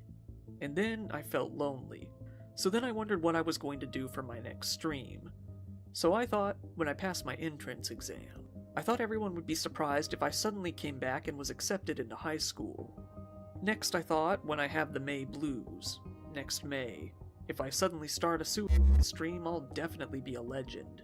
So I kept on thinking and I couldn't stop myself. Let's do it today, let's do it today. But I'm scared. I'm brainwashed, so suicide is... So I hesitated. That's why I'm writing here. It's great. Thank goodness. I was scared. It was scary. If I spoil it all out here, it will be okay. It won't matter if no one's reading. My stomach hurts. I'm scared to die. I'm scared. Is anyone reading? Since I spoiled it, I won't do this method. Oh, one last thing. I will put my iPhone on the rails. And I will fall, making sure to be on camera, making sure it will be gruesome. And I will become a legend. I'm sorry. Okay, that's it. I won't do it this way. Will I? No. Thank you. So nothing to be afraid of anymore. Thanks. Roro-chan wanted to be a legend in the live streaming community so badly that she no longer even cared if it resulted in her own death, coming to the conclusion that this would be her final act. She started up her final live stream on November 24th, 2013. She is seen crouching down on the roof of a building next to a concrete barrier-type railing. She's quietly mumbling to the camera, as she often did, with the only discernible word being, "I'm scared." Some of her classmates even tuned in to watch this live stream. They urged her to become a legend in some other way. However, giving credit to her claims of severe bullying, many others encouraged her to jump and goaded her on. Pushing a box over to the concrete barrier to make a step up, Roro-chan climbed up and stood on the edge of the balcony on top of her 13-story apartment building. She began to breathe heavily and mutter to herself as the reality of what she was about to do finally set in. She then jumped from the top of the building. She let out a faint scream as she fell through the air. As her phone fell with her, not much was seen aside from the sky and the city lights until finally a loud, gruesome thud was heard. The recording of the live stream was removed from Nico Nico shortly after it aired, but this was long after some viewers had managed to record it and upload it all over the internet elsewhere. To this day, people still have and share the video around in certain circles. It wasn't long before news reports were airing in Japan about the incident. It was stated that a teenage girl had jumped from the top of her apartment building, dying instantly upon impact. People, left with nothing but questions, searched all over the internet for the reason as to why she did this. However, she herself never did leave behind a clear answer aside from her claims of wanting to become an internet legend. The dark case of Roro-chan 1999 fell to the wayside pretty quickly. Aside from the initial interest, the case was soon dropped. Gradually, people forgot all about the young girl who chose such a tragic end. That was until a rock band, Shinsei Kamate-chan, produced a song and accompanying animated music video called Ruru's Sideshow on a live stream in 2020. While she was renamed to Ruru, Roro-chan's story was told throughout the lyrics of the song. Drawn in an anime style, she was shown wearing a cell phone strapped to her eye, symbolizing how she would broadcast every moment of her life that she could. She wandered through the streets of Japan and her school as imagery of nooses and the afterlife flashed on screen until she finally jumped off of a building, just as she had done in real life. The music video gained massive popularity on YouTube before it was finally age restricted. Due to the success of the song, interest in Roro-chan's case was ignited once again. Now, even the Western world was taking a critical look into her final days and speculating as to why she did what she did. After being in obscurity for so long, though, and given that she was a live streamer, most of her videos were lost to time, giving people very little to work with. Many YouTubers posted their own videos speculating on the incident, some of them racking up millions of views. Many people either sympathized with her or simply found her anime adaptation to be a cool-looking character, leading to an explosion in fan tributes all over the world. Whether it was Newgrounds or DeviantArt, fan art of the Ruru character was inescapable. However, things took a dark turn that very year. It was reported that Japanese teenagers were taking part in what they called the Roro-chan Challenge, in which they would perform similar stunts to the ones she did on livestream. This would sometimes result in them causing harm to themselves. It was feared that someone would take this to the extremes and emulate her final act on camera, but luckily it seems that it never went that far. Terms related to the challenge are now banned on platforms like TikTok in order to discourage any more people from attempting them. These days, Roro-chan is very seldom mentioned aside from the occasional link to the Ruru music video. Rather than become a legend, she more became a sad story in the back pages of live streaming history. Unfortunately, since she did what she did, many other live streamers have come to do the same thing, ending their lives on camera for all to see. Given that live streaming is now more popular than ever and that mental health is at an all-time low, it's only a short matter of time before another similar incident occurs. Once again, thank you for watching my video. If you want, go ahead and give it a like, it really helps me out in the algorithm. So, to summarize this whole thing up, we're gonna stop and think about what was the first thing he just said about people encouraging it. See what I'm talking about? Every freaking time, bro. Someone encourages someone else to be like, jump, jump, jump, and they'll scream it out loud. They'll comment it. These types of people in particular, I feel like should be more liable than the person who is attempting the act. Those who actually keep pressing the issue for the person to do the action should also be more likely liable because they're anonymous. I believe the FBI should also very much track those quote-unquote anonymous people and see where the hell they at and get them real quick. The problem with this is that people do not acknowledge that this is an issue. I feel like they'll say it's an issue, but it's not good enough for me. I feel like there needs to be something more likely done about this type of stuff. When people are going through a suicide process, why is there always that one weird edgeball that's gotta encourage someone to actually do the action?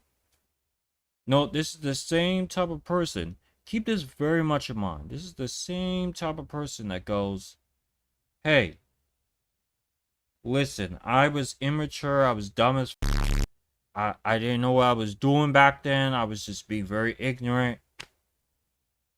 Why is there always someone like that that goes, I was just being very ignorant? How are you that ignorant? You should be going to jail for that shit. In fact, 12 years tops for encouraging suicide. That has to be a law. 12 years tops for encouraging suicide on live streams or content creation, or more likely to harm someone else or harm themselves. That should be punishable by 12 years in jail. And it has to be in the federal prison too. You know, little big mega prisons like El Salvador, like stuff like that. That's where it has to be. It has to be. Like, I don't care if this sounds unhinged. Whatever happens in those mega prisons, you don't want to be that one. You don't want to be that one. Trust me, none of you guys want to be that dude that's stuck in a mega prison. Ooh, man, I would die to see that law be passed. It will be done. No 2 years, no 3 years, no 4 or 5. Just 12. Or a good old-fashioned 15. Just to top it off. Because that will make more sense. There's too many people dying for these edge balls asking people to do heinous actions. These people need to be held accountable by each and every government around the world. Guys, if we can find a way to convince everybody as a cohesive unit that this makes more sense to put an end to it by having them stay for 12 years in a mega prison, that would be so cool. I'm telling you, they wouldn't come back out the same. They would probably act a little bit more human than monster as they've been doing for years. Note, these people are anonymous, so that should double it. That's the problem right there. You guys have to understand, these people gotta go. I don't care what you say. I don't care if you have a problem with me saying what I'm saying. It sounds unhinged, but it's the truth. This type of individual, these types of people are bad news for everybody. Look, guys, I'm going to end it off here. Because at this point, I don't know when that law will be a thing. But it needs to be in effect immediately. 12 years of punishment for them, or 15 years of punishment for encouraging so good. That will prevent a lot of people from even thinking about encouraging someone to do doing some unhinged shit. Basically, once there should be a key logging of words. If it says do it on a video, right? It key logs that word and it sends it towards the local authorities or whoever is the big guy in charge, and sends it to those authorities, and they are allowed to freely arrest you, get you into court, and you're done. Make a prison for you. I can't wait for that to be passed. Screw, I need to redeem myself by not doing such actions. No, you need to be punished badly.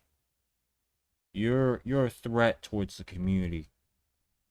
You clearly do not know you are a threat towards the community. So at that point, let's leave it off at there. And we gotta start reporting these anonymous accounts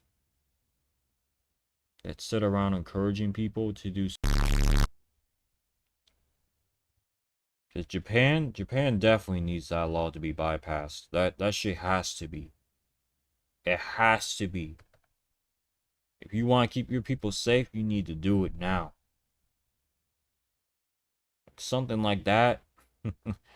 Any of those little fuckers that think that's funny, man, you should watch what would happen in a mega prison. They won't survive a day. I'm telling you. They will not survive a day. And it will be hilarious to watch them flail about, just afraid for their lives, realizing that they messed up badly. Look, y'all, I'm going to end the video here. Let's hope to press the issue. Let's get a petition out for that law. And I'll see you guys in the next one. Peace.